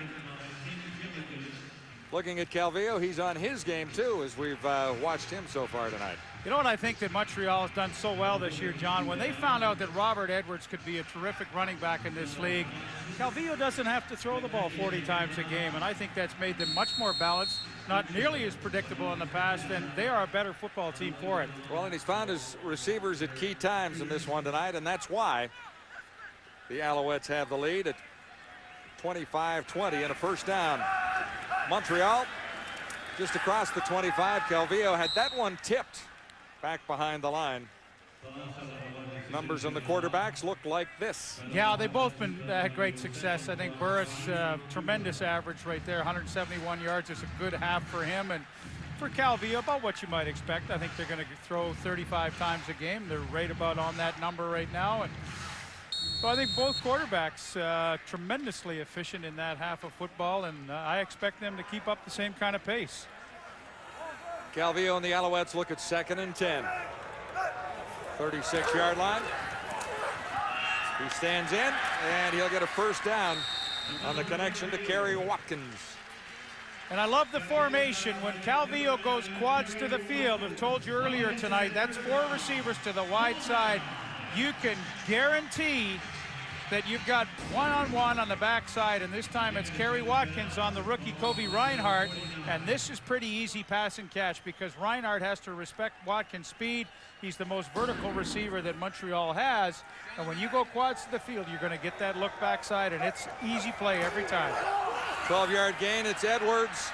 Looks for the outside room and can't turn the corner that effectively as Shane Walton makes the tackle, and a little help from Brian Clark out there. You don't want to talk about this too much in some ways, Leaf, but somehow or other the rookies in that Stampeders secondary have hung in to a point so far tonight. They've made some plays. They've been beaten too, but in fact, it could have been worse with all that fresh talent back there. Well, good point. Shane Walton was victimized for a Dave Stella touchdown, but he also has the lone interception tonight that Calvillo has thrown. 2nd down, Calvillo feels the heat, and he's down.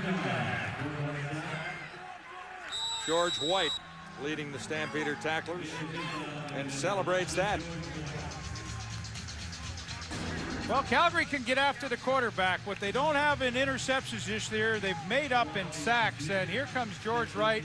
Good leverage from the outside. I mean, reasonable protection by Okiki on him. But, I mean, George Wright just used that leverage, forced Calvillo up the middle, and they get the sack. First sack for the Stampeders, 2nd sack for White on the season, and taking it on the run and drawing the flag. The Stampeders will get a no-yards penalty on the return by Kenyon Rambo. Pass, rush, and when RBK asked me to redesign all the CFL gear, how could I refuse? You see, a lot of these men are quite, maybe pinstripes. So the black helps, you know. Cheerleaders.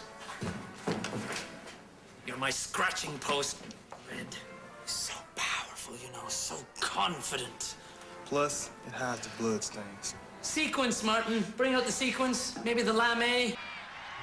Welcome back to Montreal as we count the sacks all season long for Purelator. Just 1 in the game tonight so far. And for every sack, Purelator will donate the quarterback's weight in food to the local food bank. Every sack helps Purelator tackle hunger across Canada. It is the Eskimos on top of the big heap with 28. And the Stampeders right behind with 25, counting the 1 tonight. Big hole opens up for Calgary on first down. And Joffrey Reynolds now has his biggest game of the night. Had a 15-yard run before, but this one goes for 23 for Joffrey Reynolds. Well, and Montreal's problem early in the year was sloppy tackling. And again, there's 2 shots at Reynolds, one right there, and then Kevin Johnson misses one in the middle, and Reynolds is off and running. And, you know, that really hurt the Alouettes when they were struggling in the first few games of the season. And now tonight, Reynolds again making people miss. And those are good numbers, over 10 yards a carry. Fumble, And Stampeders get it back. That's an 11-yard average for Reynolds so far this evening.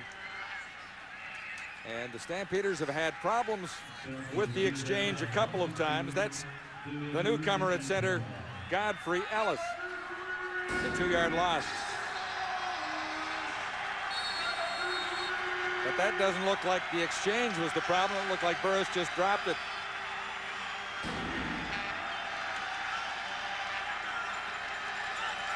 Loss of 2, 2nd and 12. Burris shotgun. Stands in and then gets dragged down from behind. Anwar Stewart has had a pretty nice evening already. Caught a key pass in a 3rd down situation or a short yardage situation. But again, 2nd and long, 3-man rush, 9 men in coverage. But the smart thing for Henry Burris is, you know, nobody was open. Okay, I'm going to try to make it with my feet. He doesn't get to, but the worst is he has Sandro DeAngelis to come in and attempt a field goal. He didn't force it in like he has in the past, why his interception to touchdown ratio is so poor historically. But again, he made a good decision, allowing his team an opportunity to score some points. A 45-yard attempt here, and Sandro DeAngelis has another 3. This guy is magic, leading all kickers in percentage field goals on the season. Let's give up 3, and it's a 2-point game with Montreal on top 25-23. That's a great shot here. Quads to the wide side of the field. If you want to go backside, short side, you can have your pickings. And they set it up nicely as Relandry gets into the game, gets his hands on the ball, and a marker comes down immediately. Trey Young providing the tackle.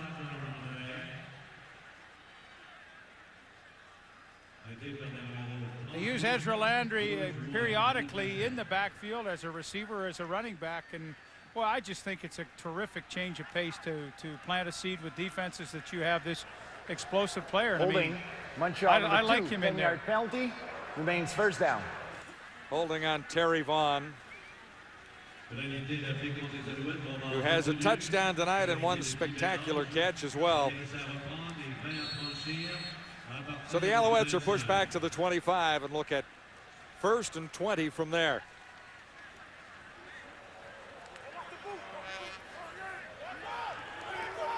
Three receivers, including Gerard, to the near side. Burris spins and completes one on the far side. Watkins, Kerry Watkins made the catch there. Interesting as these two teams match up offensively and defensively. Calgary up with the leaders in sacks so far, with just 1 added in tonight at 25, and the Alouettes have allowed just 9, and they're first in that department. So yeah, it's a great graphic. I mean, it's obviously the game within a game. 9 against is the best in the league. Calgary, of course, 2nd to Edmonton with their 28, but of course the little matchups that we look at, and so far Calgary with 1 sack tonight. 2nd and 11. Calvillo in trouble. At the 50-yard line, they call it a catch. It'll go for a 1st down to Dave Stala, and he's hurt. Well, he caught that, and then it rolled down, and he ended up making it between his knees, that catch, and he is hurt. However, what an effort by Stala, and great protection. We just talked about sacks allowed, and again, plenty of time for Calvillo here, and when he's flushed out of the pocket, still more time. And watch this effort here. Well, I think he landed right on the football, on his ribs. But watch how he finally hauls it in between his knees. It's quite a catch. There, he lands right on it. I'm not so sure that didn't hit the ground, John. I don't think that was a catch. Well, on that angle, it looks like you would be correct. Stala with 5 on the evening for 74 yards, and he had a touchdown earlier. Let's take a closer peek. Well, this was the best angle, and you know, you be the judge. Does the ball hit the ground at any point right here? So far, so good. Well, the ground can't make you fumble. Well, it wasn't. Completed pass. 1st down, Montreal. I don't know. That's tough. That's a tough call. I think the bigger concern is what you see on your screen right there. Stala drawing into a more primary receiving role with the injury to Ben Cahoon. And he has 15 yards there. He has played well always when he had the opportunity. 8 catches for 103 yards against the Argos last week.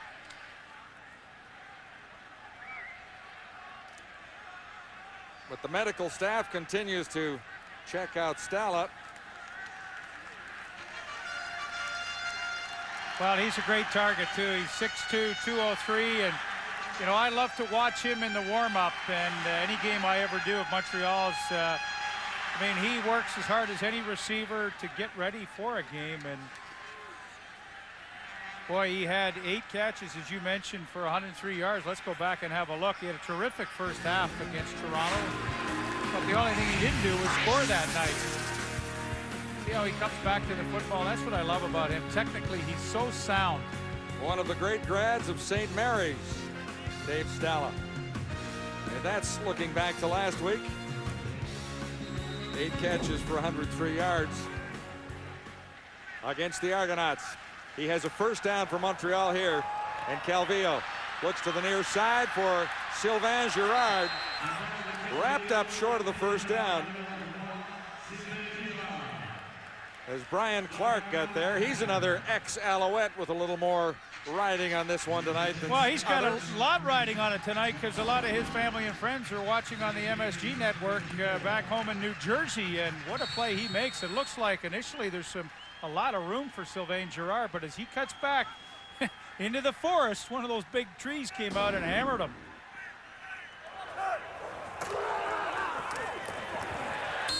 Enough for a first down, it would appear. Robert Edwards again.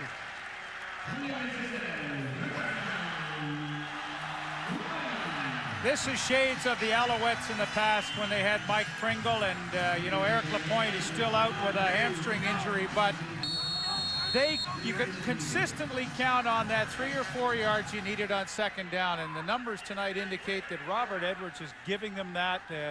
Boy, this is really shades of Mike Pringle. Again, the running game changes it around so effectively for an offense. Close to 5, Terry Vaughn. And we'll see what side of the line they mark that on. Well, it's no wonder that Calvillo's a 65% passer on the season when he time after time keeps completing these short passes that go for such positive yardage on first down. I mean, he's just setting his offense up for success because he's 2nd and 3, 2nd and 4 all night long, and you know, he can run it, he can throw it, he can do whatever he wants in these situations. It is a 5-yard gain. Alouettes look at 2nd and 5 from the 45. Calvillo stands in, tight coverage, and the catch is made in spite of that. Sylvain Girard.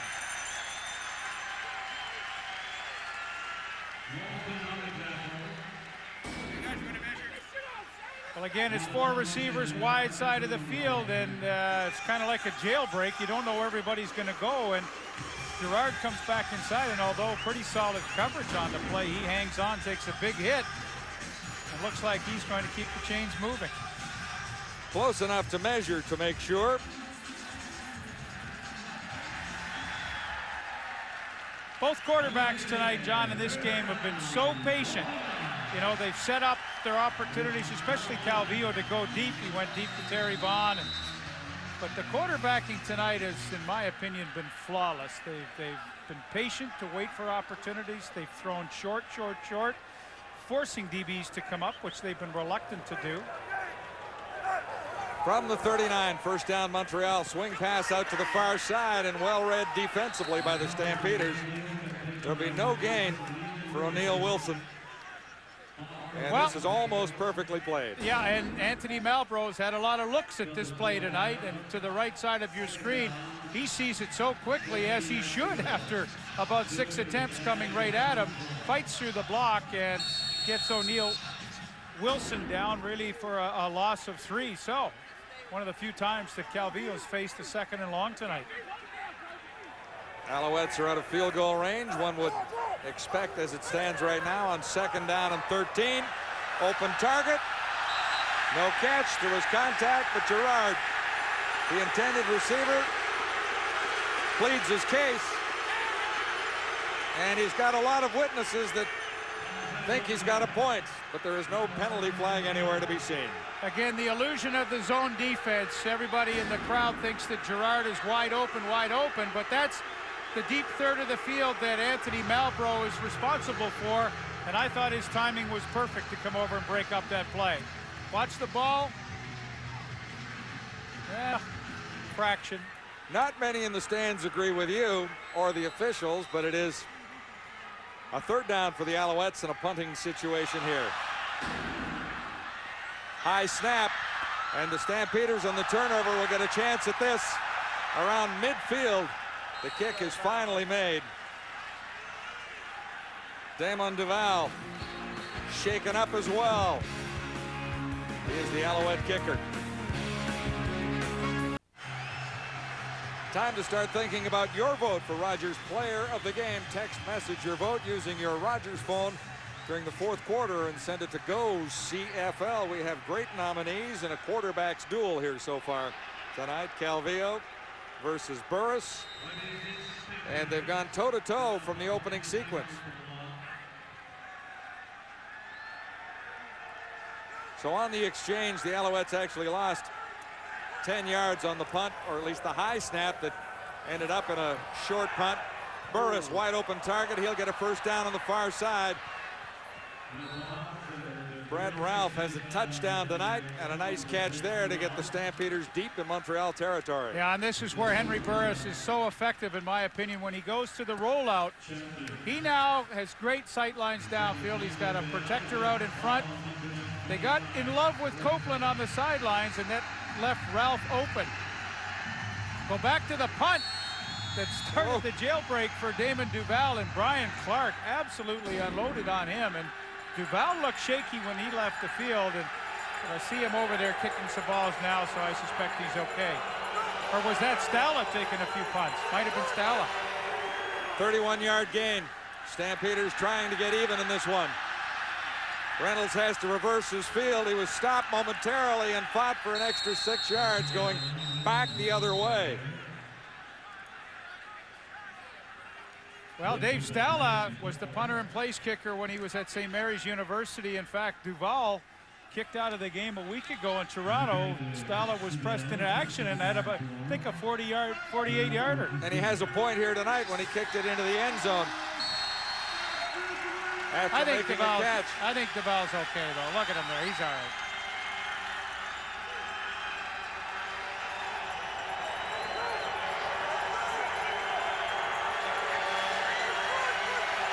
Second and 5.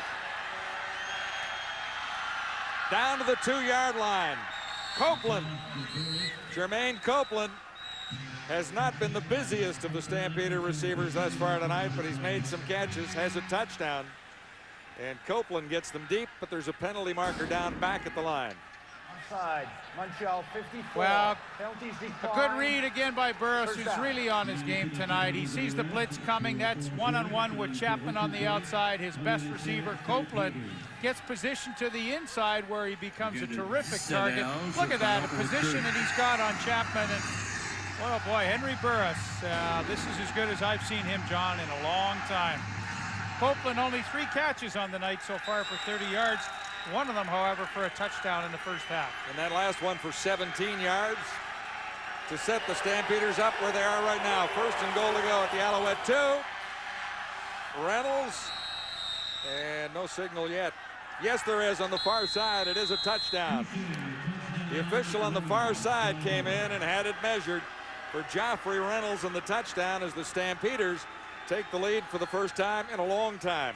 Well, you know, I'm really impressed with Tom Higgins and what he's done with this football team. All of a sudden, you know, we talked about a suspect secondary tonight, but it really hasn't hurt them. But when you look at this football team, they've gone out, they got Copeland, they got Reynolds back now for his first full season of running the football, a fresh start. But I mean, this team to me is impressive. Their personnel is upgraded, and a lot of kudos, in my opinion, should go Tom Higgins' way. Joffrey Reynolds, a 2-yard scoring play, his second touchdown of the game. And the Stampeders not only hanging in against Montreal, they've taken the lead. Henry Burris is playing his game tonight. The drive covered 59 yards in 6 plays, and he finished it off with a 2-yard plunge for Reynolds. But there were some key plays for Burris in the drive, Lee. Well, the key for Burris is that he is just keeping everything within himself. He has not forced one football tonight. Perfect on that last drive, and I've just been so impressed with the composure that he's had. He's 80% on the evening, couple of touchdowns. None of the others, won't even talk about it, but wow, what a game he's having. Stampeders kick it off.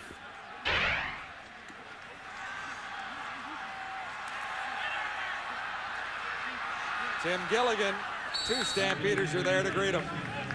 Ante Jenkins is 1. Well, as I always say, John, you can tell how a team is ready to play by how they react on special teams. How do they cover kicks? How do they block on the returns? And very impressed with Calgary's effort tonight. I mean, they have had some punishing tackles, and Gilligan got clotheslined early, and now he's taken another shot. And they need him because really, he's the 5th receiver. They are a little thin in that department. Well, Calvillo's answered every challenge tonight that Burris really has thrown his way, so. Calvillo near side, and he's got Sylvain Girard for a first down. Girard was met immediately by Nate Terry.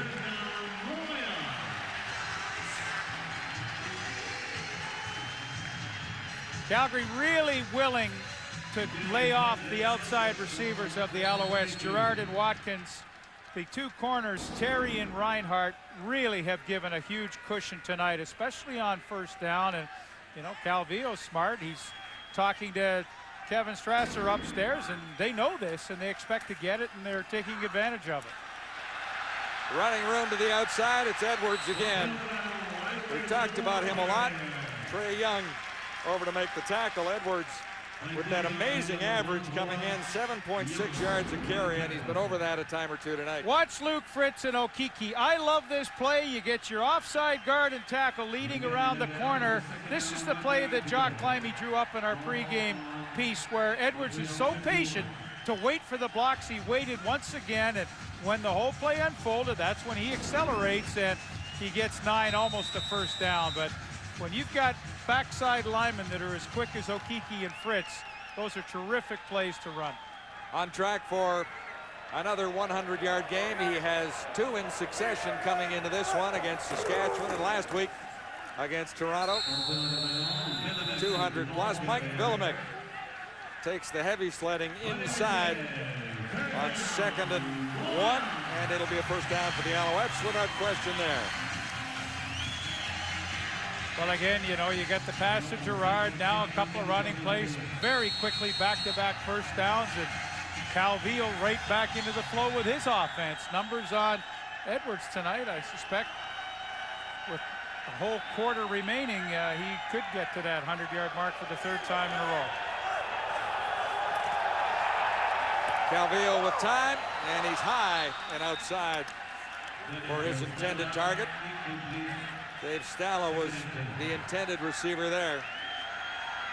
First time Calvillo's really tried to force one in. I mean, the other time he did tonight, Shane Walton picked it off on the overthrow, but again, that was Walton close by with Stala.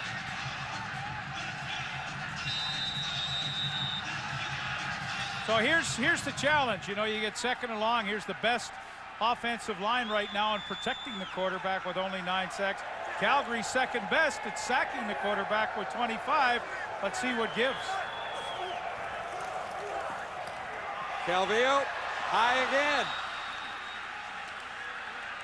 O'Neal Wilson couldn't get high enough to bring that down, so the Stampeder defense comes in and stops Montreal after Calgary scored to take the lead.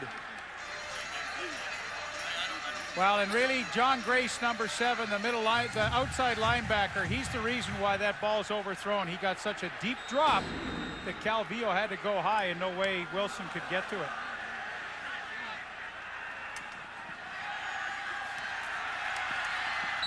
Stampeders will begin somewhere around the 25 as Kenyon Rambo returns the kick there, number 85.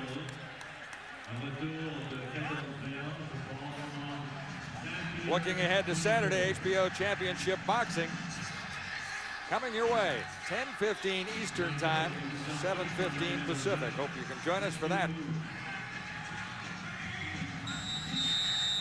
Well, at my chat with Tom Higgins before the game tonight, I said, boy, your team is really starting to come along. 3-4, one game away from 500. And he said, you know what? We're just trying to get better and better every week. And I think we're making progress. And it sure looks that way tonight.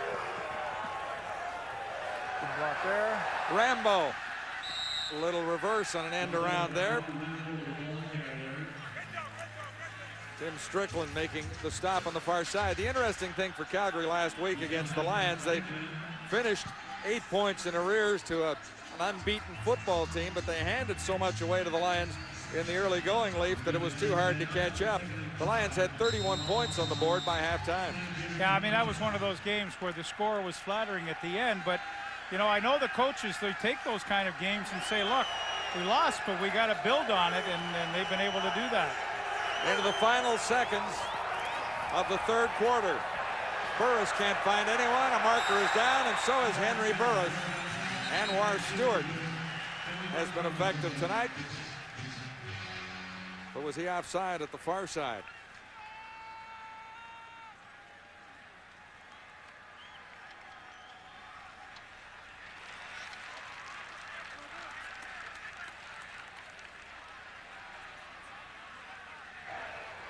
.4 seconds.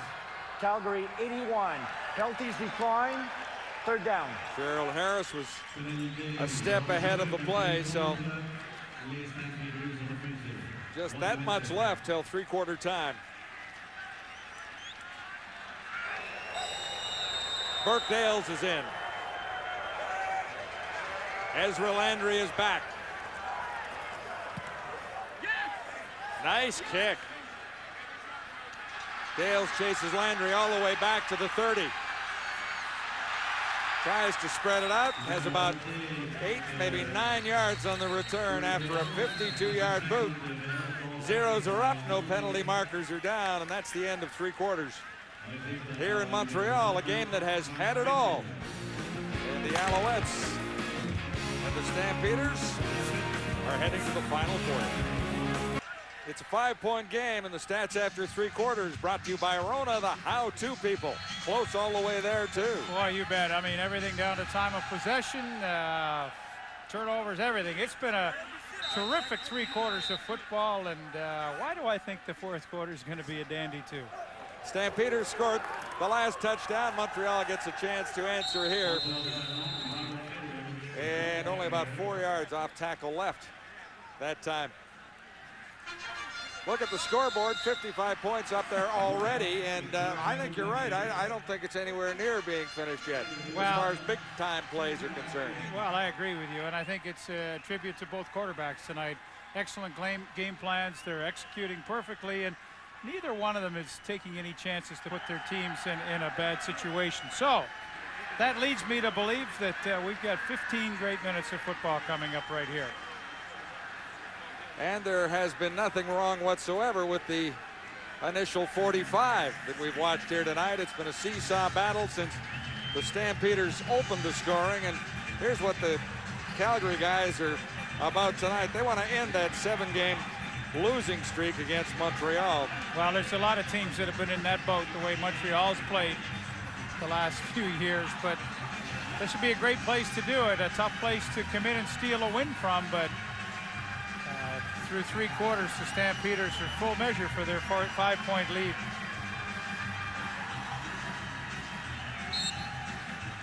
Demetrius Maxey, the injured Stampeder, being looked at. We'll take a quick timeout. Calgary Stampeders are on an Eastern tour. They head to Kingston tomorrow for a couple of days of practice. And a little boat on front over Wendy's CFL Live. It's the Stampeders and the Argonauts next Wednesday, 7 o'clock Eastern time. Boating? Well, Kingston, Thousand Islands, all of that. Okay. You know, I'm just guessing. Flags down as Calvillo connects on the far side. Gary Watkins has the catch. And John Grace, the tackle. You know, I think next week for Calgary to go to Kingston, they're going to practice at Queen's University. I think it's a tremendous move. They're working on a short week. Why fly back and forth? So solid, and with such a young team, Offside. so many. Calgary 38. Penalties decline. First down. So many new faces for Tom Higgins to try to meld into a unit. I think a trip like that can do nothing but good for his team. I mean, it'd help if they went in having won this game tonight too. But I think it's a smart move on the organization's part. Gary Watkins had 12. Oh, and just past the fingertips of Sylvain Girard. He might have been slightly distracted with the coverage in front. Anthony Malbrough was right there once again. He is a gambler, and he was taking a gamble. I'm not sure. He might have had a hand on it, Lee. I'm not so sure he touched it, but it sure was enough to distract Girard. There's a good look. Yeah, I think he did get it. Well, we'll give him credit for it. Malbrough is a gambler. I mean, if you're going to pick on a guy, I mean, that's the kind of guy you like to go at one-on-one. Terry Vaughn got him earlier, but he will not back off when he comes up in tight coverage. 2nd and 10, Alouettes. This will go. Watkins, I thought he had room to maneuver for a first down, but he comes up after a gain of about 6 yards. Brian Clark again. He's had a night for the Stampeders, no question about it. And this is where you got John Grace, Brian Clark.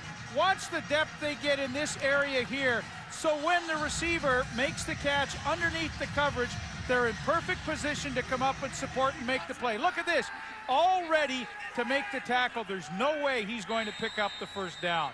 Great defense by those very active linebackers. Hands off him! Hands off him! At the 10-yard line and wrapped up in a hurry. Kenyon Rambo. Michael Botterill leading the Alouette tacklers there.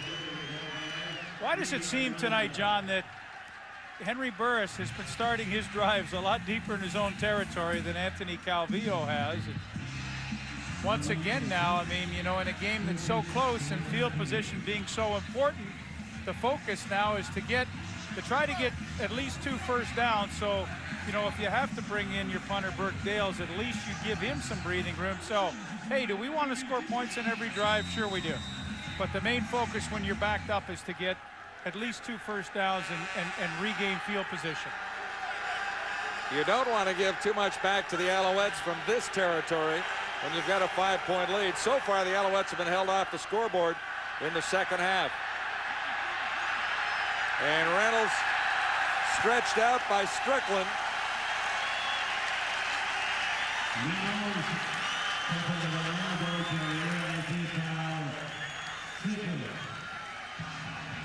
Loss of a couple, and Copeland, much written about his return to Montreal, and 3 catches on the evening for 30 yards, but he does have one key touchdown. He's got 1 touchdown, and they could really use a big play from him right here. This is a crucial time in the game, 12 minutes to go. Montreal crowd sensing something big.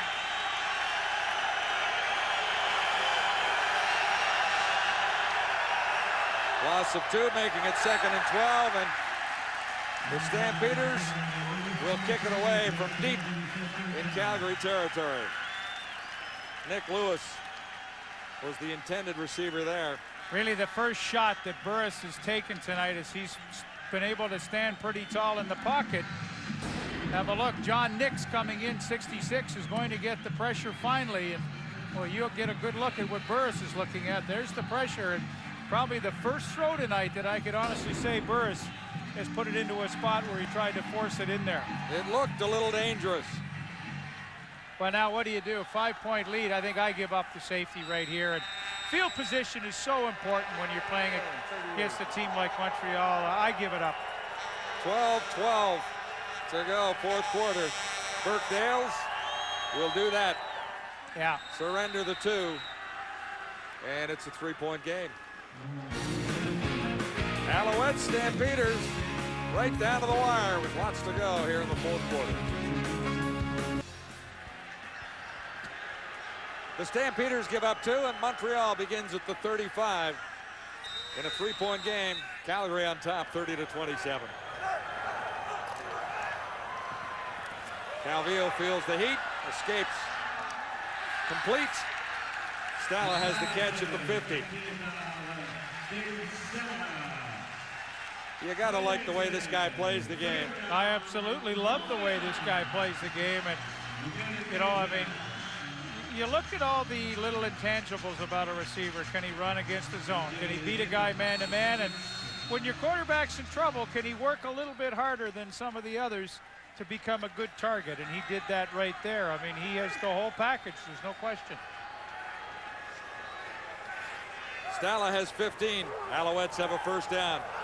Here's the heat on Calvillo, throwing on the run. Gerard the catch, and he's out of bounds. Tough night down there, Michael. A few injuries on both sides. Yes, they've lost. Calgary has lost Demetrius Maxey for the rest of the evening. In fact, they're going to be taking him to the hospital. They just want to make sure that he doesn't have a broken fibula, but he's done for the night, that's for sure.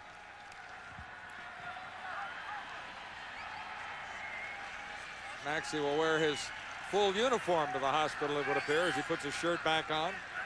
2nd and 3. Alouettes. Nice fake, and Calvillo gets it out into the flat for Gerard, and that makes the first down.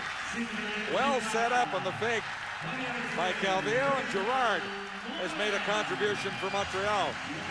And the fake, the little play action is just to freeze the inside linebackers. What you're trying to do is to freeze a guy like Ryan Clark right there so he can't get out if the receiver cuts back into the middle. And boy, I'll tell you, Montreal's receivers who aren't getting the football do an outstanding job of getting enough of a block to give their receiver catching it a crease to make some yards. Gerard's 7th catch. He has 81 yards so far.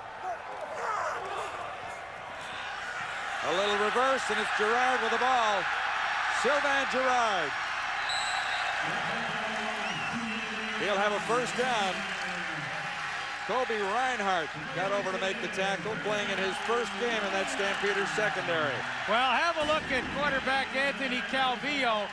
He's going to go this way and turn around and get, as they come in on the reverse, he's the one that gets the block. Pretty nifty play. There he is. Now you watch. He's going to come back in your camera. And boom, he was there. He made the block that freed Gerard around the outside. Gerard picks up 12 yards there as the Alouettes zero in on the scoring zone. Another nice fake and another connection as Calvillo has the hot hand right now with Kerry Watkins making the catch.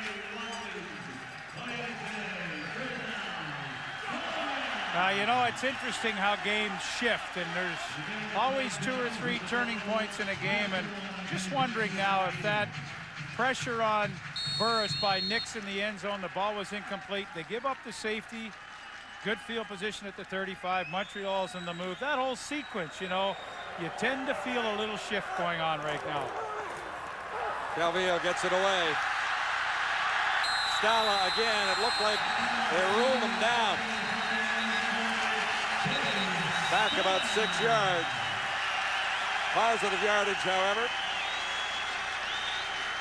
And again tonight, don't think that Kevin Strasser, the offensive coordinator, and Calvillo don't look at the statistics where Calgary's 2nd in the league in sacking the quarterback. Calvillo has not hung on to that football long at all tonight. They've been quick passes.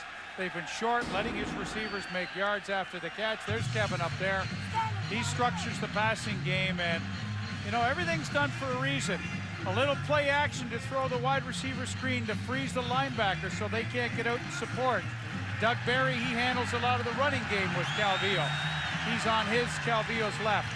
But everything's done for a reason. Calvillo, quick passes, negate the rush, little play action, freeze a very active linebacking core. It's been a wonderful game plan and executed extremely well.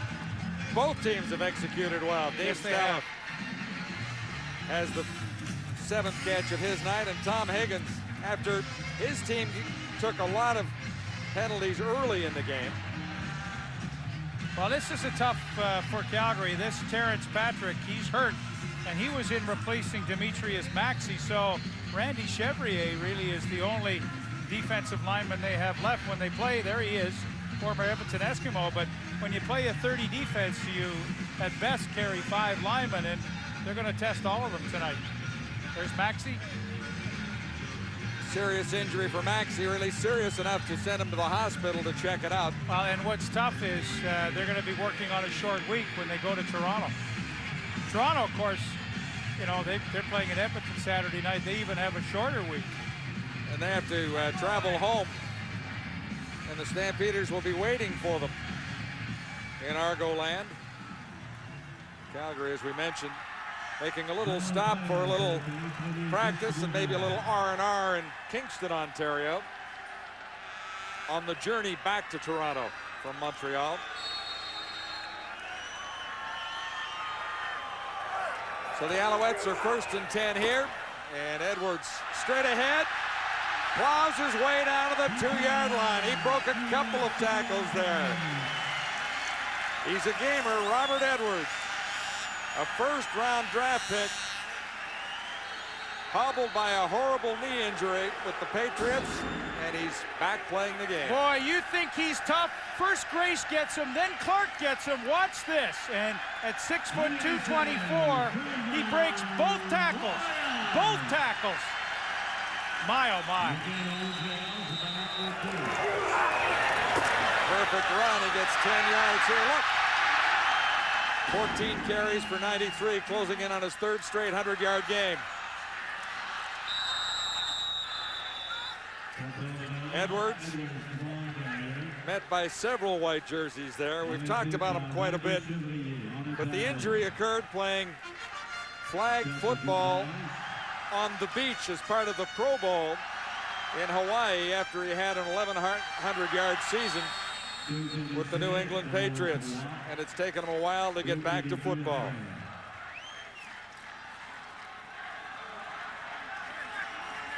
He lost a little bit there, so this is 2nd and goal to go. From a little deeper, Calvillo wrapped up, still throws the touchdown. O'Neal Wilson the catch, and Calvillo was almost dragged to the turf. Found a way to buy a 2nd or 2, and there's the touchdown for the Montreal lead again.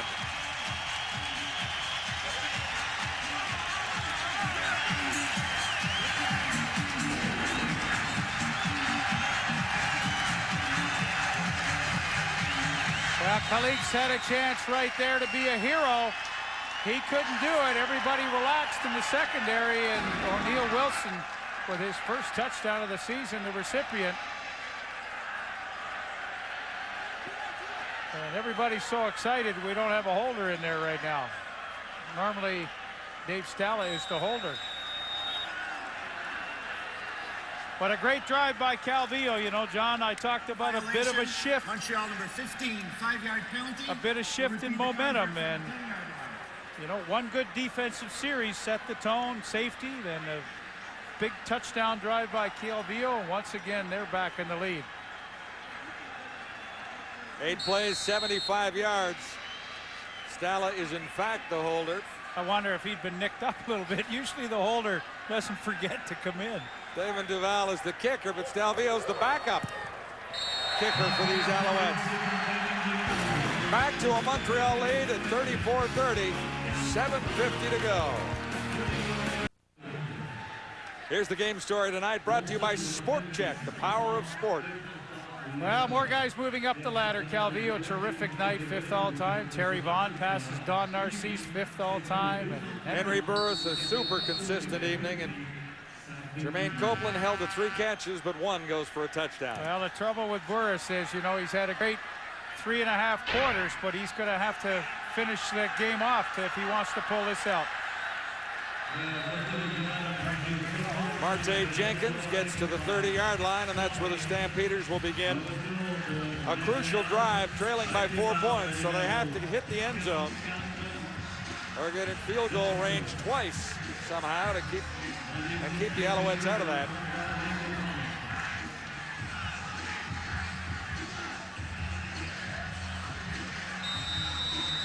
Montreal's defense played the Stampeders well on the last drive from deep in this zone. Better field position here for Calgary then. Burris far side. He's got him. Gerald Harris. You know what? And Burris sailed it perfectly. And a perfect read by Henry Burris, because he had James Whitley up in bump and run coverage to the right of your screen on Gerald Harris. And as soon as he saw that, you know, I don't know if they have a signal, but Harris was off and running, and that ball couldn't have been thrown any better. What beautiful touch by Burris. A 35-yard gain.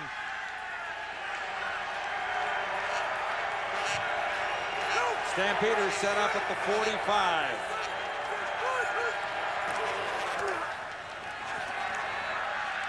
Absolutely no running room for Joffrey Reynolds. And it's interesting now that the secondary for the Alouettes, John, is coming up and inching up, it seems like, on each down to snug up to their receivers just a little closer. And again, the matchup was there with Harris and Whitley on the outside. Bump and run, and we'll see what they do, second and long. And, you know, historically, this is where Montreal's brought the house, but it's a much different defensive philosophy this year. Calgary, 2nd and 10. Burris over the middle. He'll come up short of the first down on the connection with Marte Jenkins. Michael Botterill. Well, so see where they spotted. Well short here, Leaf. The philosophy sure has changed in Montreal. At this stage in the game a year ago, they'd have been bringing 6, 7 guys. Now they bring 3, drop 9, but what they weren't doing earlier in the year was making tackles. Now they're making much better tackles, keeping the receivers and running back short of the first down. So Tom Higgins, big decision for him, 3rd and almost 2. So Burris is still in the game. Boy, I don't know about this one. You 3rd and 2. I don't know. Unless he's going to try to draw them offside. A little loud here in Montreal all of a sudden as the Stampeders go gunning for it. And I don't think so. I don't think he got it.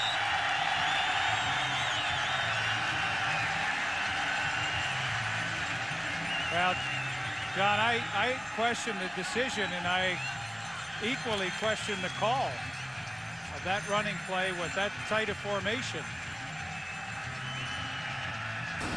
You know, they're pretty tightly spaced here, and no real big splits. I don't even know if they measured, because Dybert comes up way short. When you've got Sandro DeAngelis, who's kicking it over 90%, he has the longest field goal of the year at 56. Range is not a factor. Wind is not a factor. I don't know. Now it's up to the Stampeder defense to get it back. And the Alouettes, with a 4-point lead, have the opportunity to take precious time off the clock here. And effectively running the ball all evening long is Robert Edwards. Over 100.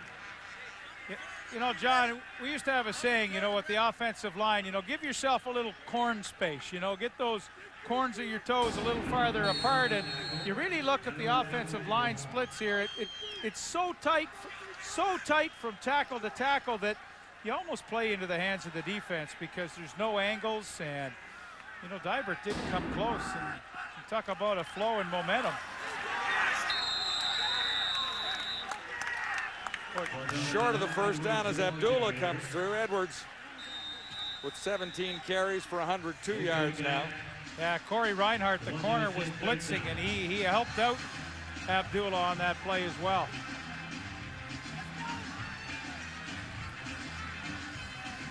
Well, they're going to get the football back, but I don't know. I mean, I'm a fan of Tom Higgins and the way he coaches the football team and his game management. I just think that down by 4, when you're on the road and you have a chance to score points, you got to take it. Be interested with the eager guys back in the studio what they feel about Hands that. up 'em! Big punt by Damon Duval, and there's no possibility of a return. Stampeders need a touchdown. Well, let's see what the Stampeders have left in Montreal, trailing by 4. New set of downs, beginning at the 25. Burris, nice pass, nice catch. The catch, out across the 45-yard line as Nick Lewis comes up with another sliding catch. Well, and those are the areas to attack. Again, a 30 defense for Montreal. Mark Megna, the defensive end. Heck, he's playing middle linebacker now, and that's a good. You throw it in the hole, and you expect your receiver to adjust and go and get it. And that's a real trust factor between Burris and Lewis. Lewis picks up 22. The Stampeders out across their own 45 at the 47. Little draw play. Rob Brown making the stop. Joffrey Reynolds the carry. Well, Montreal now substituting, which they haven't done a lot of this year. They bring in Dorvalis, the backup linebacker. Kevin Johnson, the middle linebacker, goes out. They've got a little more speed. They bring in Matthew Krul as an extra defensive back. So some different strategy from Montreal that I haven't seen earlier in the year on substitution. Brett Ralph, one of 4 receivers to the near side, flank widest. Burris stands up and throws, completes. Rambo has another catch. He's made a couple of interesting plays in this one tonight. Well, and every catch now is going to be more and more crucial, and that was a key catch because he took a heck of a shot. Enough for a first down, and they move the sticks. It's Kenyon Rambo.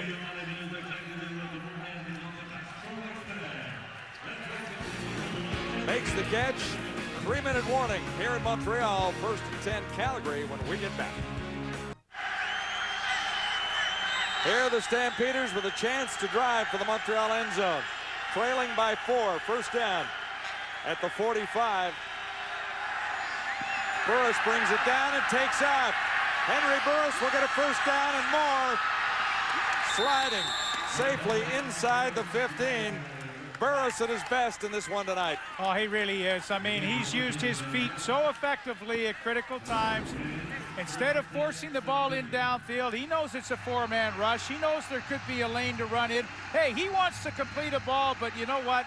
This is the next best thing, and there's no way a guy like John Nix is going to stay with him. Look how he runs away from Kevin Johnson, the middle linebacker. Henry Burris, he has really stepped up to the plate tonight. 9 carries, 74 yards, and that one went for 31 to set the Stampeders up at the 15. Big finish in Montreal. Reynolds breaks a tackle. Joffrey Reynolds in the grasp of Mark Megna.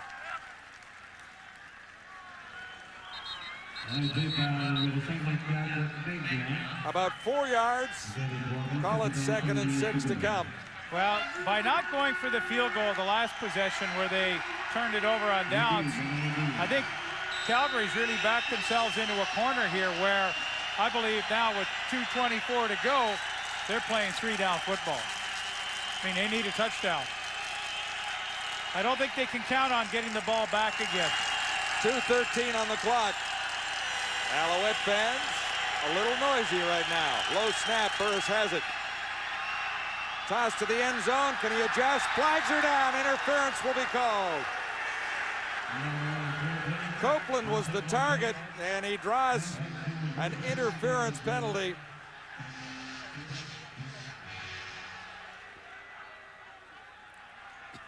Look again. Well, this is very interesting because Copeland, you're going to see here, he wants to run the post, and Chapman does a really good job at cutting him off.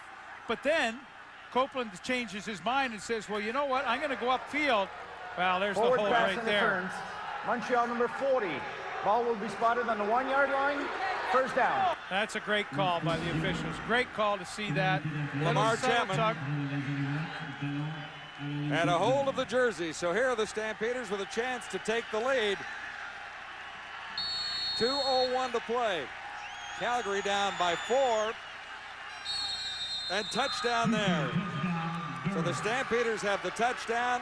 Henry Burris himself, after a 31-yard run to set it up. Burris gets into the end zone, and he's had quite an evening. Yeah, he really has. But check out the clock, Leaf. There's lots of time to go. Oh, there's plenty of time. I mean, I'm sure he would have loved to run a few more seconds, but at this stage, you're not thinking that, because if you ever had to have a field goal, you need another possession. So they did the right thing. They capped off a beautiful drive. Interference penalty helped it along the way on Chapman, but boy, I'm impressed with Burris. I mean, he's just committed himself tonight to being a patient quarterback, a quarterback that wasn't going to beat himself, and who knows if they'll win this game, but he sure has been patient. It's been topsy-turvy from the opening drive by the Stampeders for a touchdown to the last drive you just saw. Lamar Chapman is trying to explain what went wrong and why he was flagged, but it's pretty obvious. We'll look at that in a second, but first to set it up is a 31-yard run by Henry Burris. It's such a great choice right here, you know. I mean, every quarterback wants to throw the winning touchdown pass, but sometimes, you know, you have to let common sense kick in, and Burris did it. And he got a chance with Copeland here, his #1 go-to guy, and he's trying to hit him on the post. A flag there. And of course, that set up the 1-yard touchdown run right here. 7 plays to cover 75 yards in a time of 2:48. Montreal will try and respond. What a hit on the return. Mark Mitchell on special teams. Boy, John, didn't I say earlier tonight, you really know how a team is going to play by how they cover kicks and play special teams. Calgary all night long has been extremely aggressive. Alouettes come into the game tied for second spot at 4-3. A win tonight means a temporary tie with Ottawa at 5-3 atop the heap. And the Stampeders just trying to keep ahead of Saskatchewan and Winnipeg in the CFL West in the race for the final playoff spot there. Vaughn across midfield. And the Alouettes have 1:48 remaining. 37-34, a field goal ties it, a touchdown, could well win it. 17 yards for Vaughn. Yeah, and really when you look at the scheme of things, normally how well Calvillo can work the clock, although he struggled early in the season running the hurry-up offense. Tonight he's got his guys up on the ball quickly. Little dump pass. Robert Edwards has run effectively all night long. Takes a little screen there. And a hurry-up offense going for the Alouettes. 16 more for Edwards total. Minute 37 to go. Calvillo managing the clock extremely well tonight.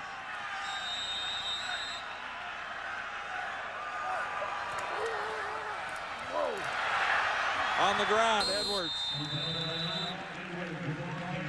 Brian Clark, the tackle. Both quarterbacks have had an outstanding evening. Anthony Calvillo, 316, 3 touchdowns, 1 interception very early in the game. It didn't cost anything.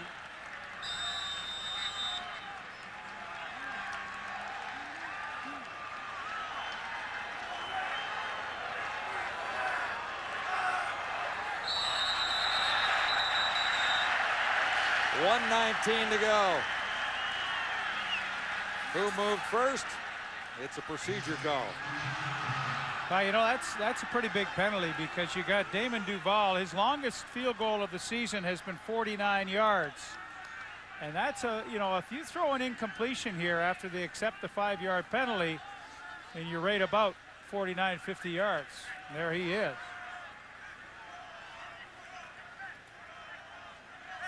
So it's 2nd and 5. In a 3-point game, Stampeders 37, Montreal 34. I don't know what the decision is. I mean, you know, to me it's simple. I don't know.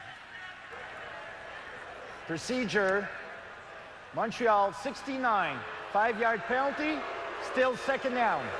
2nd and 10, moving it back when they tack that on. I don't know why you would you would not take it. So anyway.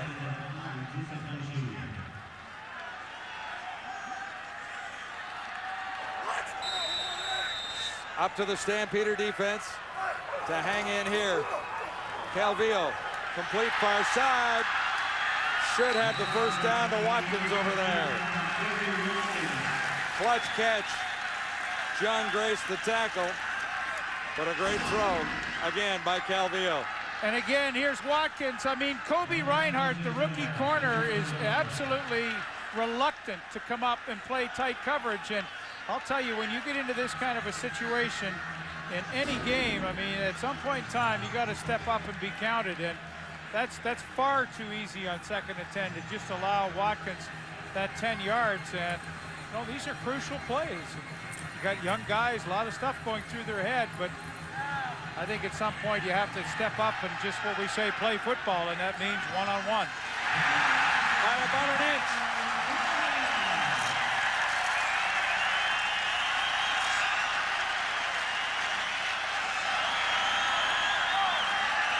You know, and I almost think that Calvillo, what he likes to do, go quads to his right now, wide side of the field, and you got Watkins backside where he's going. If you get that same situation, see if Reinhardt's going to hang off. I mean, there's the matchup up there. Field goal range for Duval for the tie, but the Alouettes won't settle for that right now. And the Stampeders secondary has given up another big play.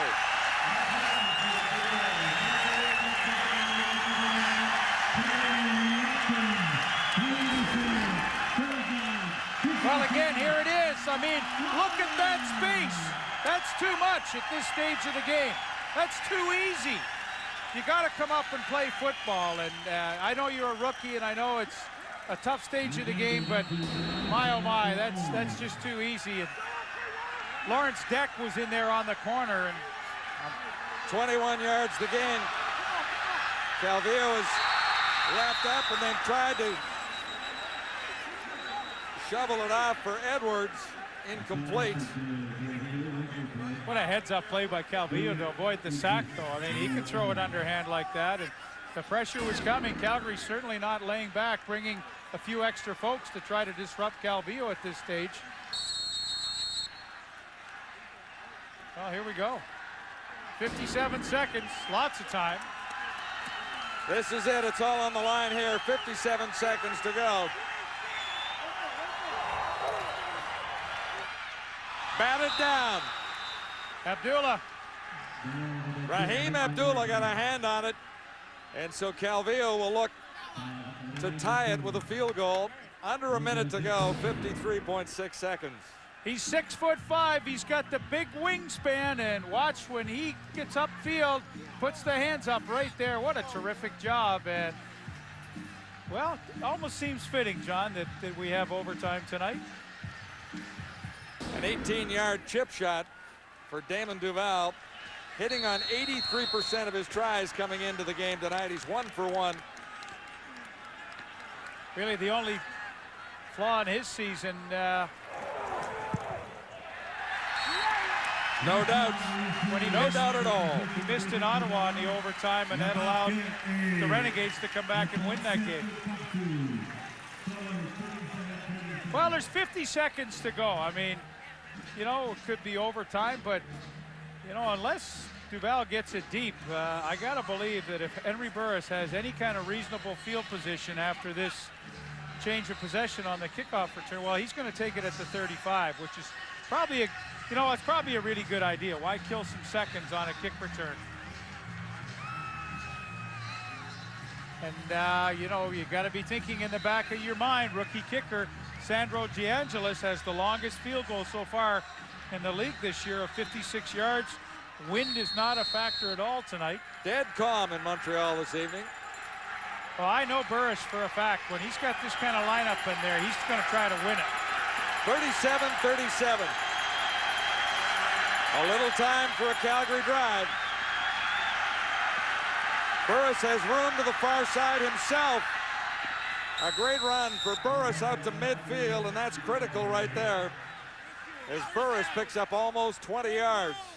Well, he's got 41 seconds left. He's made absolutely fabulous decisions all night long. And right here again, Montreal reluctant to put a lot of heat on him. And, I mean, he's still trying right there. Now he says, hey, I'm going to run. And you know what? He's only about 10 yards away from a reasonable field goal attempt. But he's got a fresh set of downs and 41 seconds on the clock. There's time for the Stampeders here. Stands in, delivers. A great strike. Henry Burris to Nick Lewis. And now the Stampeders are in range. What a throw. Here's Lewis. He's going to work down over the middle, and watch Burris step up into the pocket. I mean, Malvo's trying to take away the inside, but Lewis works hard inside, and Burris totally on target. Now you work the clock, and you say, my kicker's got to win it for me. Right between the numbers for Lewis, 6 catches, 114 yards for him tonight.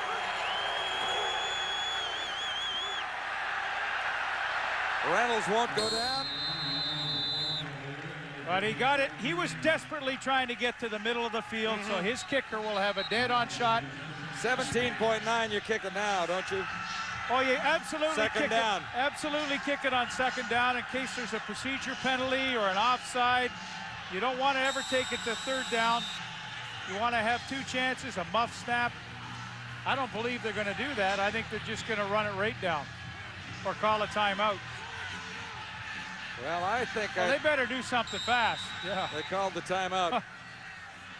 What's that, 3.6 seconds up there? So that was the strategy. Run the clock down. It's still second down. If there's a penalty, you know, you still have an opportunity. So, hey, the young guy, 91% on the season, perfect on the evening, 3 for 3. In a tie game, 37-37. A wide shot here. Means we could have a little kick-out action happening. But they have only 1 player back for the Alouettes. And that's a good point. I mean, if this field goal is missed, they still have to get it out of the end zone. Here we go. The rookie kicker, Sandro DeAngelis, dead on from that range, and he's dead center. What a victory for the Calgary Stampeders. 0s on the clock, no markers on the field. And the Calgary Stampeders move up a notch in the standings with a 40-37 victory over Montreal. It was a great game from opening drive to the final kick. Well, I'll tell you, if you're going to do your text messaging for MVP of the game, it's got to be Henry Burris. What an outstanding night. He never made a mistake. That's the knock on him every once in a while, but he was flawless, full measure, and boy, they're going to enjoy that little trip to Kingston, getting ready for their game in Toronto next Wednesday. Stampeders have the win. It was a great one on Wendy's CFL Live. Time now for the TSN turning point. And in a game like this, you knew it was going to be the last play, and it was, in fact, a 39-yard field goal by Sandro DeAngelis. What a story he's been for the Stamps, and what a win for Calgary. They're first in Montreal since 1999. A cash donation will be made to the Canadian Coaches Association for the training and development of amateur coaches across Canada on behalf of TSN. We're just getting started this week. We're back at you tomorrow night for Wendy's Friday Night Football. The Hamilton Tiger Cats have their hands full with the BC Lions in Vancouver. We're on the air at 9:30 p.m. Eastern Time. Sports Center is next with Jennifer and Dutch. All the news of the day for the world in sports that's coming up momentarily. But first, we got to tell you about the Rogers Player of the Game, and this one really was a no-brainer. A lot of great individual performances, none better than that guy right there. Henry Burris leads the Stamps to victory in Montreal. On behalf of our entire crew, thanks for watching. See you tomorrow night. You are watching TSN, Canada's sports leader.